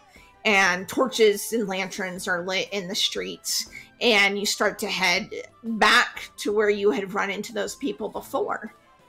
And the feeling you're having on the tattoo feels stronger and stronger as you get closer. And you turn a corner.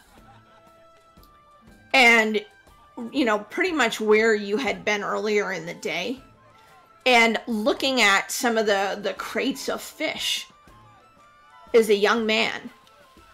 And, you know, he's very Castilian looking, looks to be just your age. And he has features that look very familiar to you in terms of your father. They definitely remind you of your father.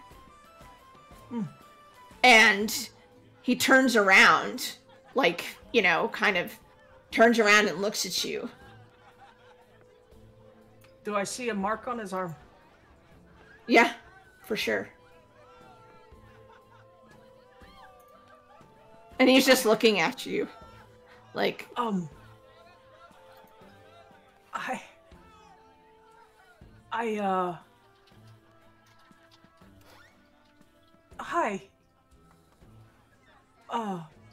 Is your name Kaya?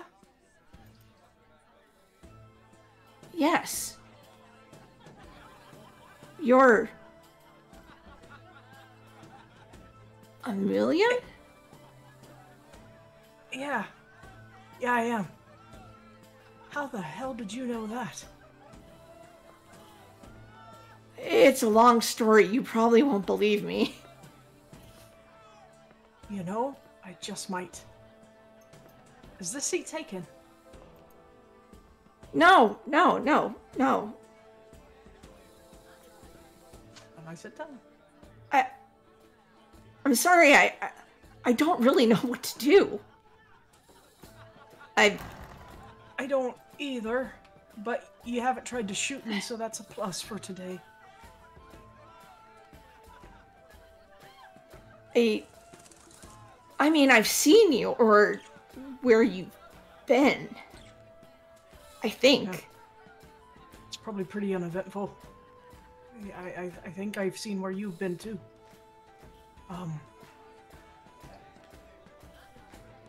I don't know how we can do that. Do you? No.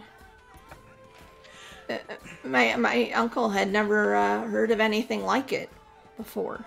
Well, before him and my mother. Your mother too? You know our uncle. Let me start over. Hi, my name's Ace, and I think I'm your sister. And I would like to get to know you a little bit. I have a sister. And I guess I have a brother. I kind of knew Dad knew, but he didn't know where you were. That's why I'm here. I didn't know where he was. Uncle didn't really know, or he didn't want me to know, but he rescued me from that pirate ship. I was there for a long time before he came and found me. Is it uh Bilford? Is that his name? Is that who? Yeah, yeah. And I guess he'd taken me from our mother, and he was. I assume. Yeah, and I don't. He was trying to find her, but he couldn't for some reason, and he didn't know exactly where your father was and our father was, and Well, about that, I can tell you where Dad is. He's fine. He had an accident a while back, but he's okay. That's when I learned about you. But I just talked to somebody tonight, and I might have a line on our mother.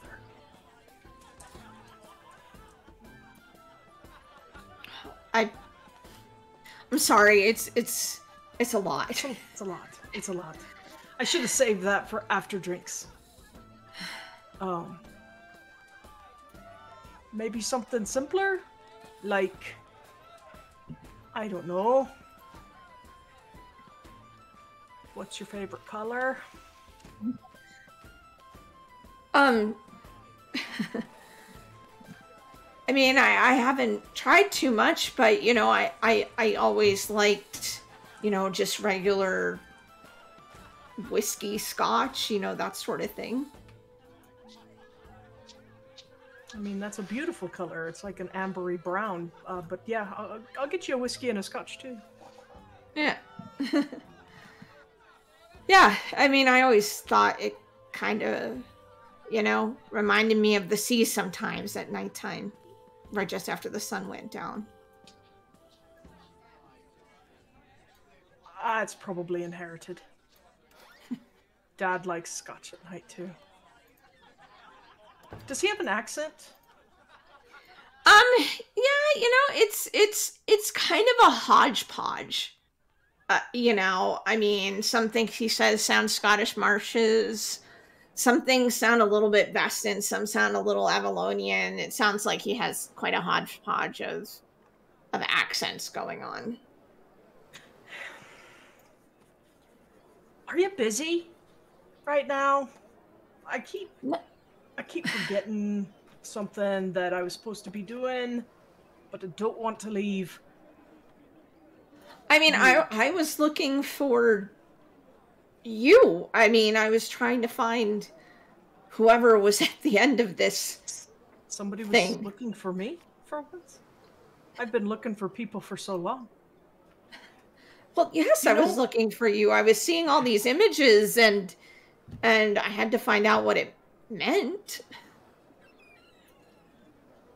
Well, I think this is a hell of a step in the right direction. You want to go watch some people fight to the death? I mean, if you're into that kind of thing, it's whatever, I mean, I think that's where everybody is. Up at the manor, you mean? Up at the...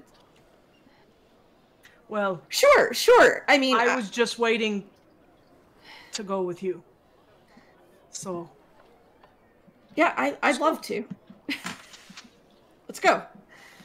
I just swipe the bottle of scotch off the table and we go. Yeah, and he'll walk with you. And he kind of, keeps looking over at you, as you're walking. Like, yeah, I'm a little starstruck myself. Little hard eyes and stuff. It's nice. So, do you like fights, or... You know, I've been in a few, but I don't usually go to the tournaments like this, but one of the guys I'm sailing with now is big into sword fighting and shit, so... Oh, you I have a prefer to ship? shoot people if I have to, but I don't like having to. Yeah, so unless there's anything specific you want to mention on your way, I'm gonna say No, yeah, you know, no. I think we first just day. kind of walk in that awkward silence of you don't know what the fuck to say to somebody that you're related to but have never met. Yeah. Cool. All right. So we will go to Gianni then. And you're gonna try to go back out the way you came, I assume. Absolutely. All right. So let's go ahead and do well, are you going to do this like dexterously, or are you going to do a little flair? Is this more finesse, or is this more panache? More panache, always. It's Johnny. All right. Panache and athletics then to go ahead and get back down. So 1 for the action, 2 to actually get back down, 1 to avoid any injury. Okay, fun. So panache athletics. Mm-hmm. Oh, that's a pretty good roll so far. I'm gonna use the ability with the 3 to re-roll a single dice.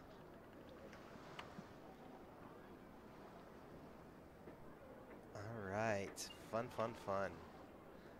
So far I'm up to 4, and I'm up to 6, and Wow. I'm ending at 7 raises. Wow. Nicely done. This is Nice. Dang. No one. Do you have even any saw you dice coming. left over? I have Do you have any nothing dice left left over. over? No, and I used because I got my 4th dot in athletics, so I was using my sets of 15. All right, so go ahead. How does Gianni get down? He can pretty much get down any way he wants to. So where does he want to end up? I mean, with that many raises, he can pretty much end up where he wants to end up. I think that I need to go tell Nanette that things haven't worked out quite the way that we need them to, but at the same time, I need to get away. Oh, so I'm gonna go. Yeah.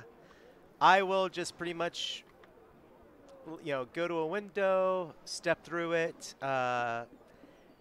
jump from the window over to a tree, maybe do a little short pole dance routine as I spin around it, backflip onto the wall, and just literally, almost fall backwards into a wagon going by that's pulling hay behind it.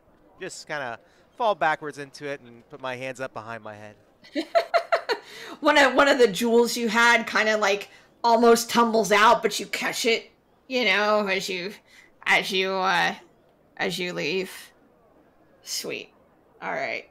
Cool. Excellent. So where are you going to be headed in particular once you get like out of this area? I'm gonna head back to our room. Okay. I'm just gonna be like, okay, this didn't work out the way I wanted it to.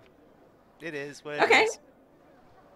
So on your way, like you're in this cart, chilling out, looking back, and you look, and you see the teenager that you had talked to before, and he's kind of behind like this couple who are sitting down, and he's quite obviously trying to take stuff from them, like they're kind of like involved with each other.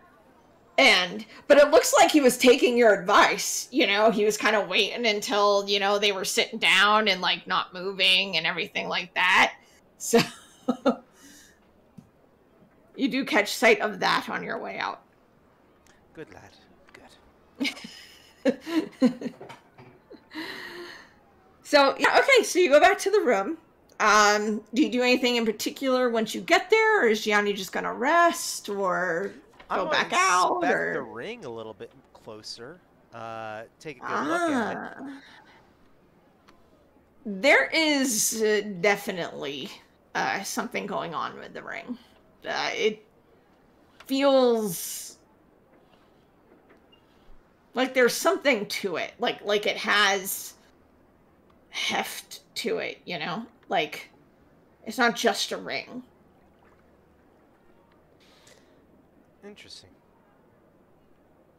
Okay, well I'll probably take most everything and I'm gonna stash it. Probably I'll find a good place in the room, maybe up on on the curb of a rafter or something like that. Okay. And then I'll go make my way back to the duel. Okay. Excellent. Excellent. So you're gonna head back once that's taken care of. Perfect. All right. And then, all right, I believe we are on. We talked to Ace, Gianni. Nanette had placed her bet with Robert, so I believe it is time. Ladies and gentlemen, boys and girls of all ages, let's get ready to rumble! I'm also willing to defer if Nanette wants to flirt. Andreas is out there like, oh, you're good. Oh, pain.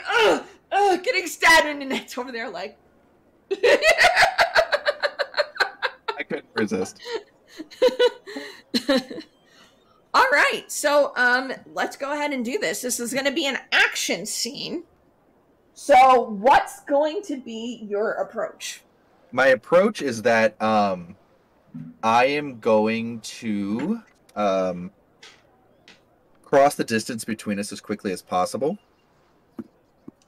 And then as I do, I'm going to bring up my mangoche, which is in my right hand, and go for a bash across his jaw. Okay, cool.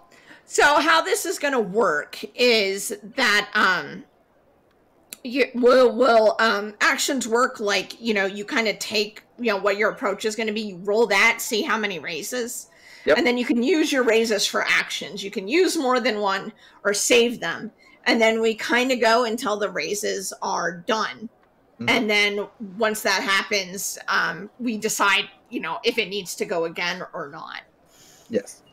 So he is getting into position. The ref is there, the referee dressed in blue.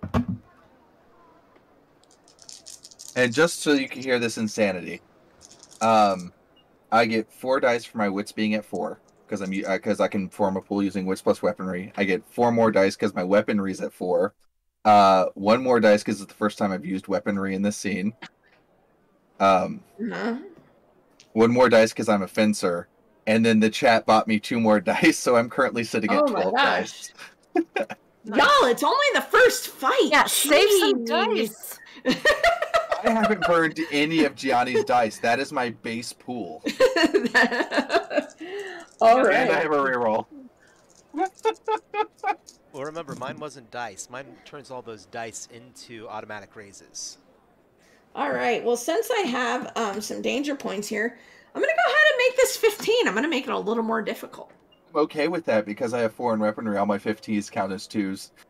Count as 2 raises. All right.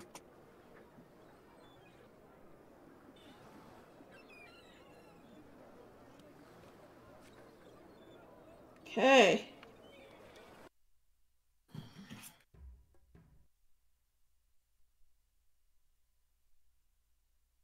All right.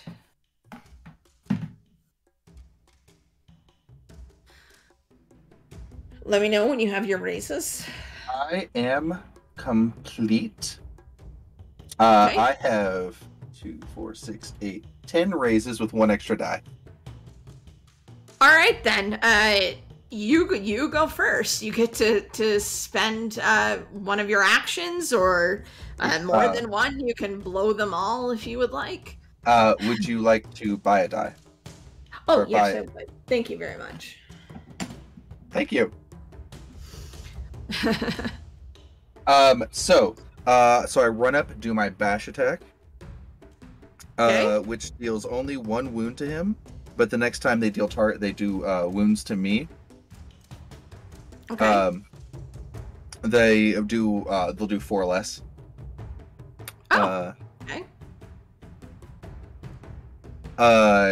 So that's 10 to 9. I now have 9 raises left. Mm-hmm. Am I still good to go? If you want to. I mean, you can. It says, you can. A duelist can spend multiple raises to perform multiple maneuvers within an action sequence as separate actions. Yeah, I was just making sure I A saw. duelist can never perform the same maneuver in consecutive actions. Yep. So I just want to make sure I'm still. It's still my initiative. I don't know how many raises he has. I did not roll well at all. So Oh. Yeah. Oh God. yeah. So I'm going Andreas to- is gonna smack this guy. So I'll bash into a feign, which deals a second wound, and then if I then the next time I do wounds to him, I'll add an extra wound. So I'll immediately How many wounds is that so far? 2. 2. Okay. I'll lunge. Uh-huh. Cause he doesn't seem to be. No, I'll slash first. I'll slash with my next one, which will do 4 more, so a total of 6 wounds to him so far. Mm-hmm. Now I will. Oh my bad. 7. Or now I'll lunge. So I've spent 2, 3, 3. So I have to spend my last 7 raises right now Okay. because I'm using the lunge technique. Yeah. So I'm first going to start dealing 4 more wounds plus 6. So I'll do 10 plus 1 from feign. So I do a total of 11 wounds with that lunge. Okay. All right. So what happens is, you bash, with your main gauche, and then you were just essentially lunging at this guy like a bunch of times. I bash feign, slash him, and then I seeing that apparently his guard is very open, I just thrust right through. All right. So yeah, at a certain point in your lunges, after you are done, he's on the ground and he's like, yield. He's cut the hell up from all those lunges that you did. And I will say, do you yield? He nods. Says, yield. I will not kill him. Yeah.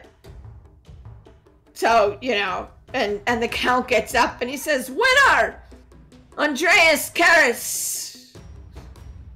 And Dupuha leans over to Ned. He says, is that the one that you bet on? What can I say? I've got a good eye.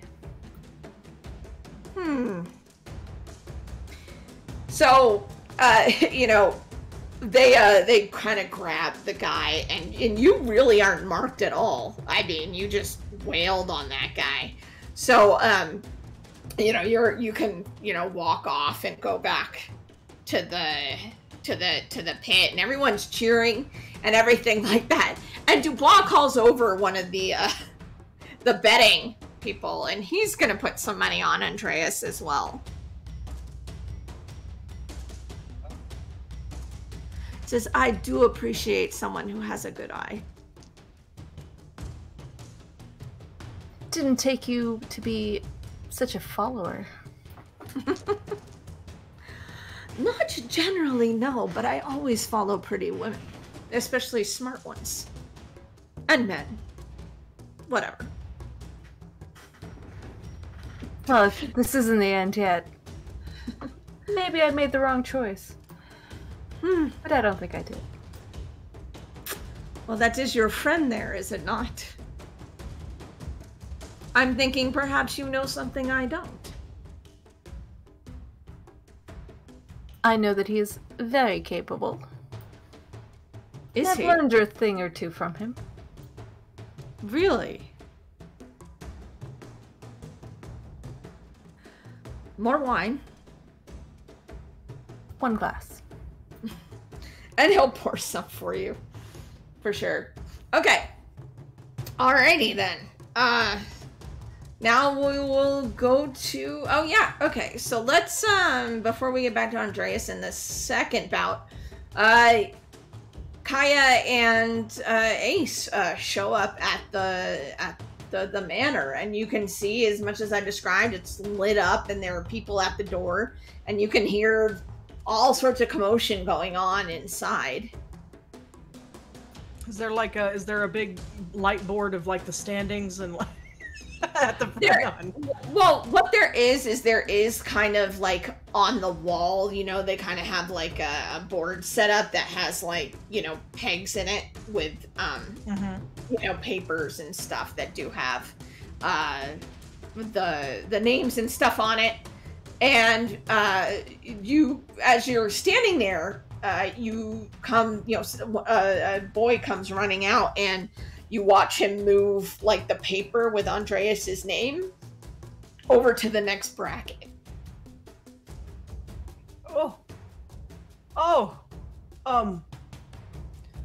That's my friend. It looks like he moved on to the next one. Oh. Well, that's good. He must not be dead yet. You know, he's a pretty good fighter. I've seen him training this girl that's been traveling with us, but not too impressive. But anyway, I don't know why I'm trying to be like that. Yeah. Do you want to go find a seat? Yeah, and you know, there's like a small guilder fee at the door, you know, and everything like that. But then you get shown into the. Okay. Cool. I mean, he if you don't have it, I mean, it's not very much, you know, and he'll pay for it. You know, your brother will pay for it. If you I think I it. probably have a little. I have a little bit, but you know, if he reaches in his pocket, I'm not going to stop him from paying for his own. Yeah, he's just my brother after all. It's not like I'm trying to screw him. Right. It's just so we'll say you both like pay for your own tickets, and you go in, and you're kind of shown, you know, because you're a bit later. You know, the seats are kind of up there, but once you get in and you start looking around, and it's as I described with the stadium and all these people, it does not take you long to spot Dubois and Nanette down in the area down in the on this blue couch in you know, this kind of box, and Dubois has his arm around her, and they have wine glasses. Sometimes I just don't understand. Please don't take offense, I don't know you that well, but I don't understand the Straits ever. It's just like, out of all the people she could have shacked up with, she picks that guy. I mean, I know she's just sitting with him and all. Sorry. So, do you see down there, there's that curly-headed one. Ample. Yeah. Ample. Yeah. And then that, I don't know. Maybe it's just because I've talked to him a couple times, but he just oozes, right? Like, you can just see the slime just under the surface. Anyway. I mean, do we need to go rescue your friend? I mean, that sounds like a really good time, but, I don't know. I mean, they're allowed to make their own choices, right?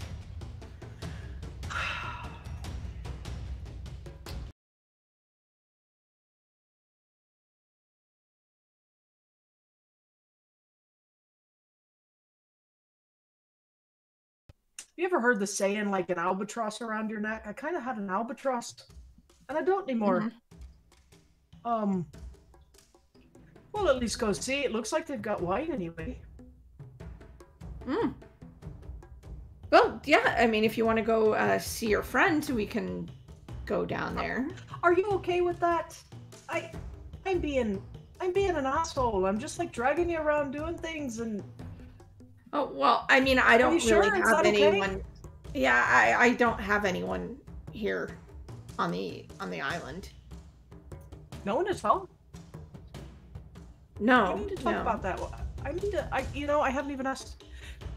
Let's go down there. And, you got a place you're staying here? Yeah. It's, Is it safe? I mean, I think so. You know, it has you show up at the door to the fight, and you see the board with the pieces of paper, with the names on it, and you see Andreas's is in the second bracket. He's moved on. Good job. Of course. Yeah. So are you going to? I don't know. I didn't ask this of the others, but it might be a question for Gianni if he's going to pay or not. Or of course, I'm going to pay. It's the coin I stole from the guards I knocked out upstairs. Right. Cool. So yeah, you pay, you get your ticket, and you head in, and it is, like I said, described the arena and everything. You're shown up to one of the higher seats, but yeah, it does not take you long to see Nanette and Dubois, and then you catch sight of Ace with somebody walking down the stadium, heading down there. Is this just the way it is? Everybody finds somebody, I guess. Oh well. Do I see Nanette around? Yeah, you see Nanette with Dubois, and then you see Ace nearby with somebody. Looks like she's walking with somebody, but you don't recognize them. They're kind of walking down the stairs of the stadium. Okay, I'm probably gonna go.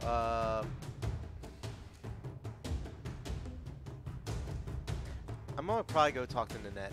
I mean, living in Montaigne, probably have some idea of Porte, correct? You know what it is for sure. Okay. Yeah. Absolutely. I'll go talk to her a moment. Okay. Yeah. So you're heading down there too. Oh, so yeah. So everybody's heading towards Nanette and Dubois like a convergence. We're just converging upon their You little know what I party. think is hilarious is that Nanette is currently not going by Nanette. It's true. Oh, we have no idea about that. Yeah. Yeah, because somebody decided that they wanted to go off on their own. Out of curiosity, can I see them all converging on us? I mean, what's her face? Go ahead What's and his do face what's has already what's called her Nanette noticed. tonight. Well, Dubois has already met her, so he knows what her Yeah, name yeah, is. yeah.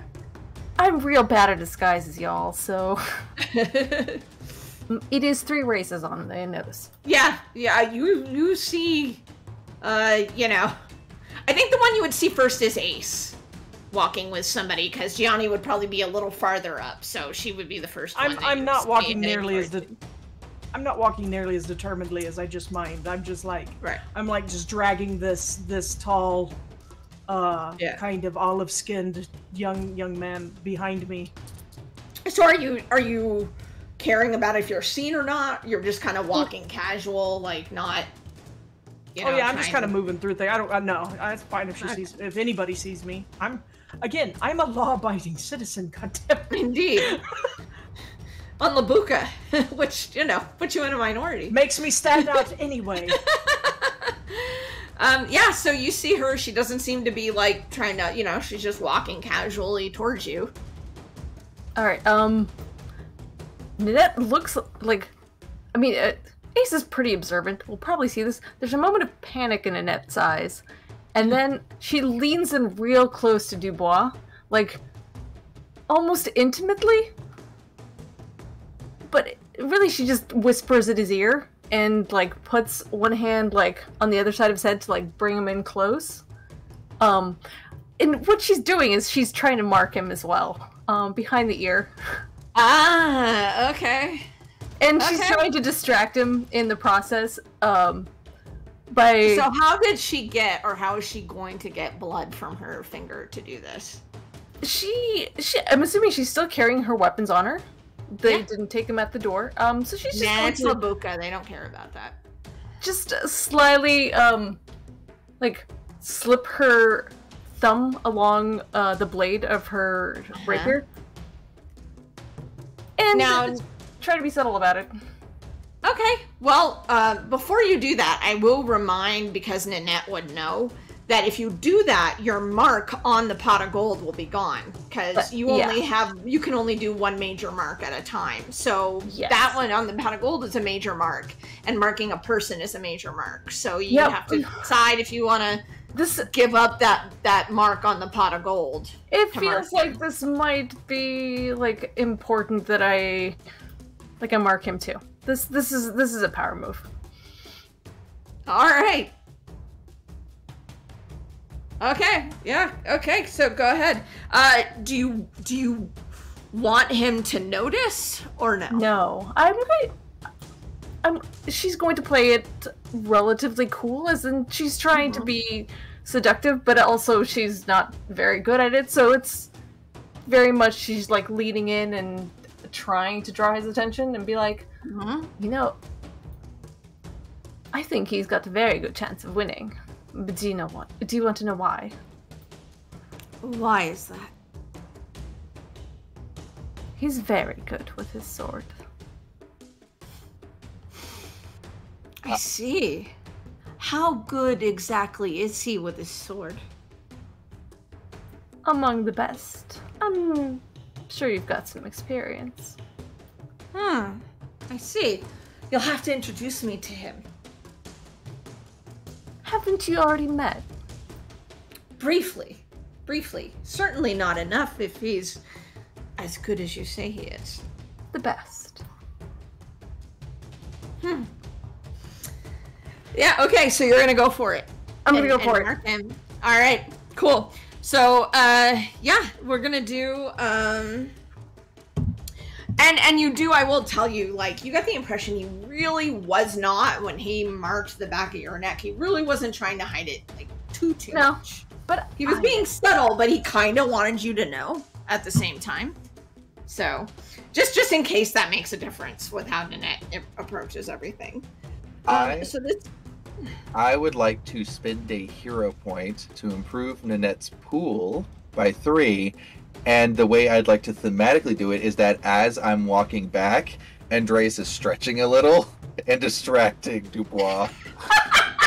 Because Dubois would look over if Nanette just told him that, like, he's the best at swordplay. He's very good. He's definitely going to look over at Andreas with interest, especially if he's like, you know, working those traps back there through his shirt and stuff. No, remember, he's not wearing a shirt. Right. Okay, so even better. So he's, you know, whatever. And yeah, Dubois is totally distracted. So yeah, you get those extra dice for that. So let's do finesse and hide there to see. And this will kind of be opposed.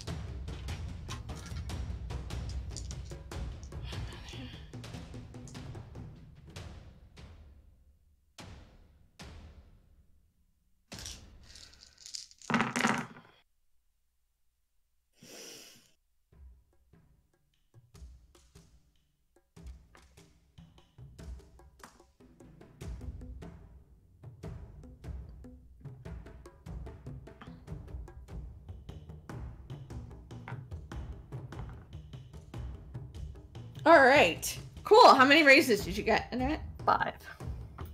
Indeed. You feel like you did pretty good. You feel like he was very distracted by Andreas's back muscles walking back into the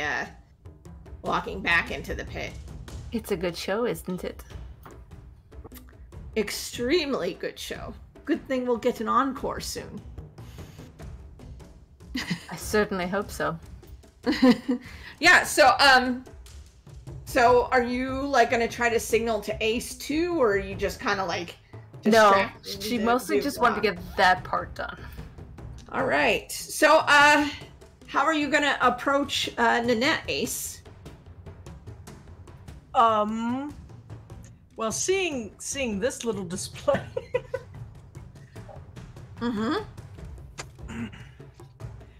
Ace has had a little bit too much to drink. Smidge. She's feeling really, really good. about this whole Kaya thing. Mm-hmm. This doesn't make her real happy. This is, be honest, this is kind of a little bit of a gut punch for Ace. A Aww. little bit. Just a tiny one. It doesn't But mean she's anything. like- It doesn't mean anything. I'm Oh, just trying to no. use him. Oh no. But I know that. Ace is a little in her cups, and she's just like, oh, really? This? I go to do a thing one time. Doesn't matter. Whatever. Hello again, Montaigne. It's good to see you. Not really. Is there a seat here? I'm just gonna scooch in, and I sit between them. Oops. Oh wait. So Ninette, how are you? Oh, well, Ace just that's kind a of surprise. Ace, who's your friend? Putting my back decidedly towards Dubois, who I hope is making room for me as a gentleman should, or a man should. In which case, he's Gentle or probably not. just shoving you off. Dubois says, by all means, any friend of Ninette's is a friend of mine. Ninette, this is Kaya, and this is my brother. You know, I see the resemblance. I am Ninette Prévert. Bonjour. Welcome, please sit. Would you like some wine? It's Dubois Hello. wine. Kaya's looking a little like, who are my sister's friends? Like, who are these people? He's looking a little like, Well, Ninette is dressed a little bit like a lady of the night. yeah, and then you got Dubois, who is, Dubois, so, he's like a gentleman of the night. I actually stand up and I'm like, that was rude of me. I'm sorry. I don't know what came over me. We'll sit over here. Is there another part of the sofa that? Oh yeah, there's a couple other. There's like another sofa and a couple other if chairs. you in really this- like in it. this You may have my area. seat. It is just two down, if you wish, or you are very welcome to sit with us. Are you sending me away? Is that what you're doing? Of course Okay. not. You are Okay. a dear friend. I would never. Dubois sitting there sipping his wine, like. I just give Dubois a very dark look.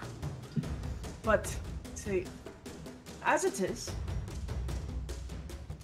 I take a moment because then I realize how Ninette looks, and I'm like, you went to one of those places? Wait, Interesting. Yes, I needed to get cleaned up before the night. Did you check their prices? Of course, I always check their prices. No, I mean, Oh, did for- you check their prices? Oh, for the thing. Oh, they're Well, very. I mean, if everyone else is going to be off gallivanting around, I might as well enjoy myself too. What? Did I? Oh no, please stay. We have plenty of. Two seats away, you say? Did I catch the name of the lady that did my hair? I don't know if I wrote it down. Yeah, her name was Lila. It started with an L. Luna. That was it. Luna. Luna is amazing. I look at Kaya and I'm just like, so I don't think she understands what I mean, and that's okay. She's sweet. She really is.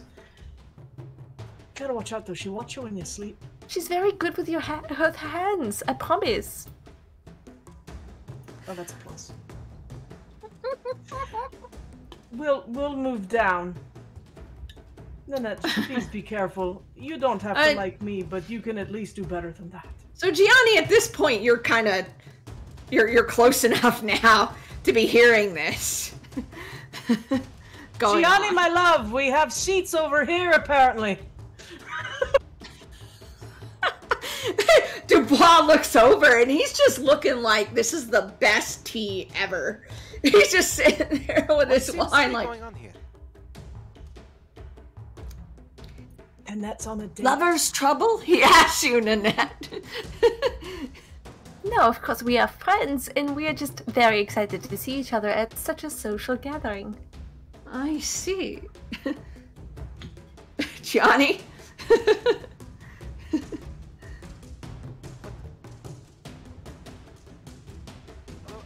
Okay. I'm so glad you could make it, Gianni. Would you like a seat and some wine? Absolutely. I need to talk to you. Right here. No, it's not really necessary. You were on that boat that I sunk. If I remember, the other boat sunk too.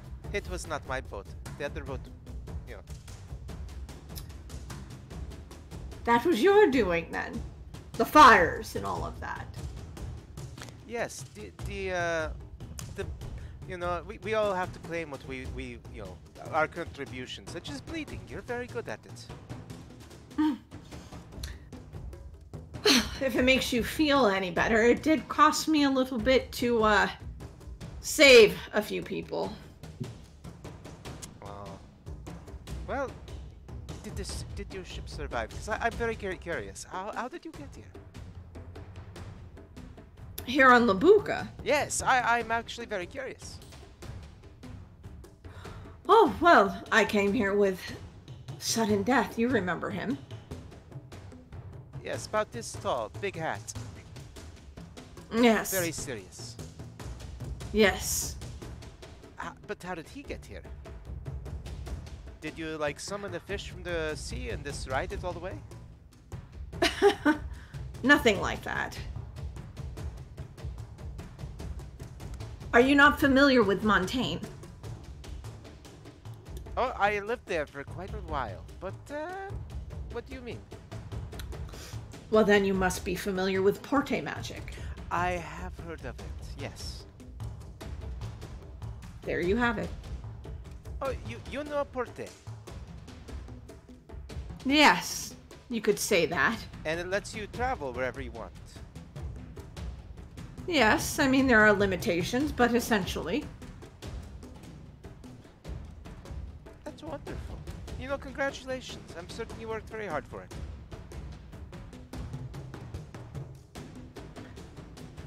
Is that all you wish to know? No, good luck, good luck. Have you made any bets tonight? I reach over to shake his hand. Okay, yeah, we'll shake your hand. Alright, I'm spending a hero point for, 1 second.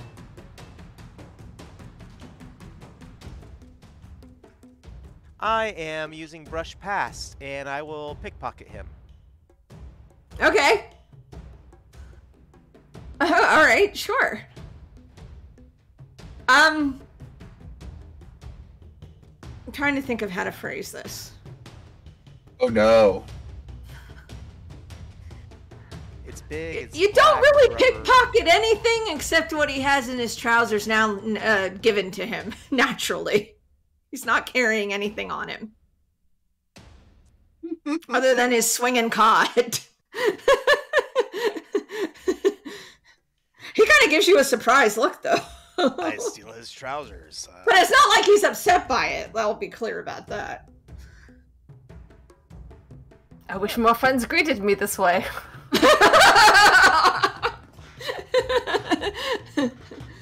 Adieu. And I'll walk away. Okay, so you're gonna go with Ace and Kaya. Okay, Because so you're just you're left leaving me? alone, Nanette. Your friends You walk don't- off. You. Do They're you just actually say that? like, hey, hello, goodbye. No, you no, told she's fine. me- You told me to go 2 seats down, No, so I'm you going can 2 you can seats sit down. right here. It's perfectly fine. But there's also seats to do down if you do not wish to be here. If you know what I mean. I don't anymore. It's fine. It's fine. I'm going. Just be safe. Take care of yourself. Aren't my friends fun? We did pay for the room for 2 people. Just please come back. So it wasn't a waste of your money. And I go with my brother. Yeah. And Gianni, I assume you go with them? Yes. With Ace and Kaya? Okay. All right, so go ahead and I'm just gonna kind of because the second half is gonna go pretty much. The second round is gonna go. I want y'all to kind of describe how y'all are kind of behaving in the audience. And Andreas, what are you trying to accomplish with your second battle here? I did the same as before. Like, I will hopefully put on a little bit more of a show. I was not expecting it to be that one-sided before, but it's not as easy. I will tell you that it's not as easy. You know, you watch other people come and go, and you have a bit better idea, but it definitely is getting harder. It definitely was not as easy. There was, you know, back and forth, and you know, it definitely was, you know, a bit more of it, but it was still good. And you still end up the victor. He does yield. She does yield to you eventually. Yeah. The others. I mean, huh? Did I? What? How many wounds did I gain from that particular bout? Probably I'd say you got 3. You got you know, a few. Okay. And for the rest of you, there's betting, there's drinks, there's food. You know, tell me how are you behaving this second round of fights. And for those who weren't here, it's very much as I described. It's pretty brutal. You know, some people yield, some people do not. And every time they kind of look at the count, and you know, he'll nod, and you know, if the person isn't going to yield, and they've obviously lost, and that person will lose their life, and they are taken out of the ring. It happens maybe three times in the second round. So in total, about 5 or 6 people have died in total. Most will yield at a certain point. But yeah, so tell me how the 3 of you are behaving, and what you're doing, and what you're trying to accomplish the second round. I was gonna say, Ace, by the time she gets over to the chair and she sits down and she thinks for a minute, she looks at Kaya and she's like, I probably made a bit of an ass of myself right there. You continue drinking if you'd like. I'm gonna slow down. Do you go to these very often? I've never been to one myself. They used to have like boxing matches back in Kirkwall, but bunch of pansies, most of those guys. I've never been to such a thing before. Well, something we have in common. Indeed. My friend's name is Andreas. When he comes out, well, if we saw him fight, it'd be like, he's pretty good. Yeah. He's pretty good at what he does. I think he said something about they're trying the grand prize is a ship. Yes, I heard that on the island. Apparently the Count likes to give out these extravagant gifts sometimes as the prizes. He has more money than God, I hear. Or the prophet. Yeah, well, it's surprising with the amount of money those bastards have. Sorry if you're religious. Not really. I'm not. Oh, thank God. Okay, cool. Or thank somebody.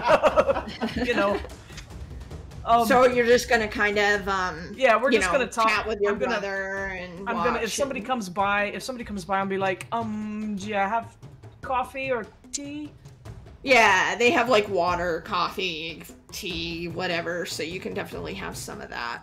I do keep a surreptitious eye on my compatriot in the other booth with the money. Okay. And awesome. If I think it looks like he's doing something icky, I might shoot him. Gianni, what are you doing? You know, at this point, I am casing the place. I'm looking around, looking at who all seems to have money, is making the bets. seems to, who defers to who, that sort of thing. You definitely see the Count is easy enough to spot up there, and Robert, who I don't think you met, but it's this guy who obviously looks like he's some kind of attendant to the Count, taking note of the money and the bets and things like that. Something definitely Gianni would notice, that this guy is the one that's keeping track of the money, keeping track of the bets. Okay. I'm definitely going to take note of that, but yeah, other than that, that's probably the vast majority of it, because he wants to have a talk with everyone, and he's about what he's discovered and the fact that his map is not where it's supposed to be. Cool. And Nanette with Dubois, what are we?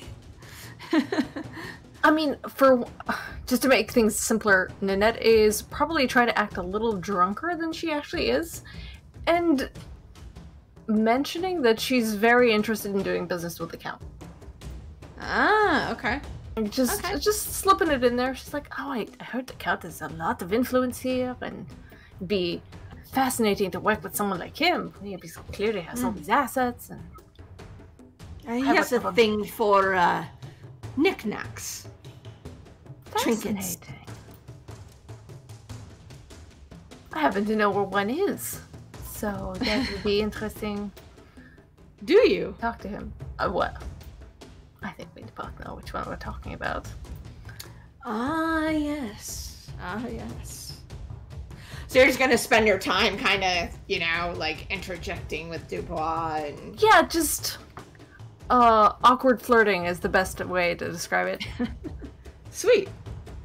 All right, so yeah, the second round kind of goes, it's kind of getting a lot more intense. The first round had a lot of, kind of newer people in it. But now we've come to the final. And Andreas, you've been down below, but y'all watch this Eisen, decimate this guy, just as bad as Andreas did, the first guy.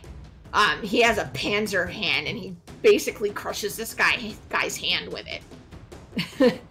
And, like the guy's sword hand, the guy goes after him with a sword, the guy catches it with a panzer hand and just crushes it. You can see like blood coming down from the hand. The guy's screaming, and he can barely get out yield, before he passes out from the pain. But this is who Andreas ends up fighting, of course. So for the final bout finally comes up. People are like really ramped up after all of these battles and everything like that. And the Count finally gets up, and he's obviously been imbibing himself. He's gotten a little more unsteady, a little more jocular the whole time. And he says, our final battle for the night, our final duel with our two fine competitors for the finest Montaigne-built ship that I could have built. We have Andreas Karras and Gregor Munchausen. And you're standing next to the Eisen. Going out into the arena. He's got that panzer hand that you saw coming back dripping blood.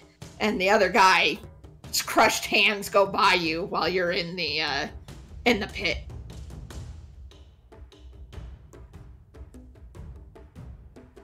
Yeah, you're kind of ushered out to the arena while you're contemplating your life choices. Yeah. And I look at him. I kind of look up into the stands, and I catch Ace and Gianni up there, and Nanette. I glance down at my. I glance over at my Damon and go, I really hope this works out. Are you ready to make a deal now? Not yet. Pity. I'm sure you'll change your mind. Possibly. And with that, we will we will end for the evening, and we will come to the denouement of all of this next time, which will be in a couple weeks. We're going to be taking a break. This midpoint has kind of went through. There's just a lot going on, but we are going to take a break next week, and we will be back with episode 9 and the conclusion of this tournament. And we will see if the deal with sudden death works out. We will see how the relationship develops between Ace and Kaya. We will see what sort of things Gianni had stolen from the Count, and what, where that map went. And will Nanette end up going home with Dubois? We don't know. Will she manage to talk to Robert? Will Andreas have both hands at the end of all of this? Maybe. We'll find out next time. In the meantime, I wish you all fair winds and following seas, and we will see you next time. Bye, friends.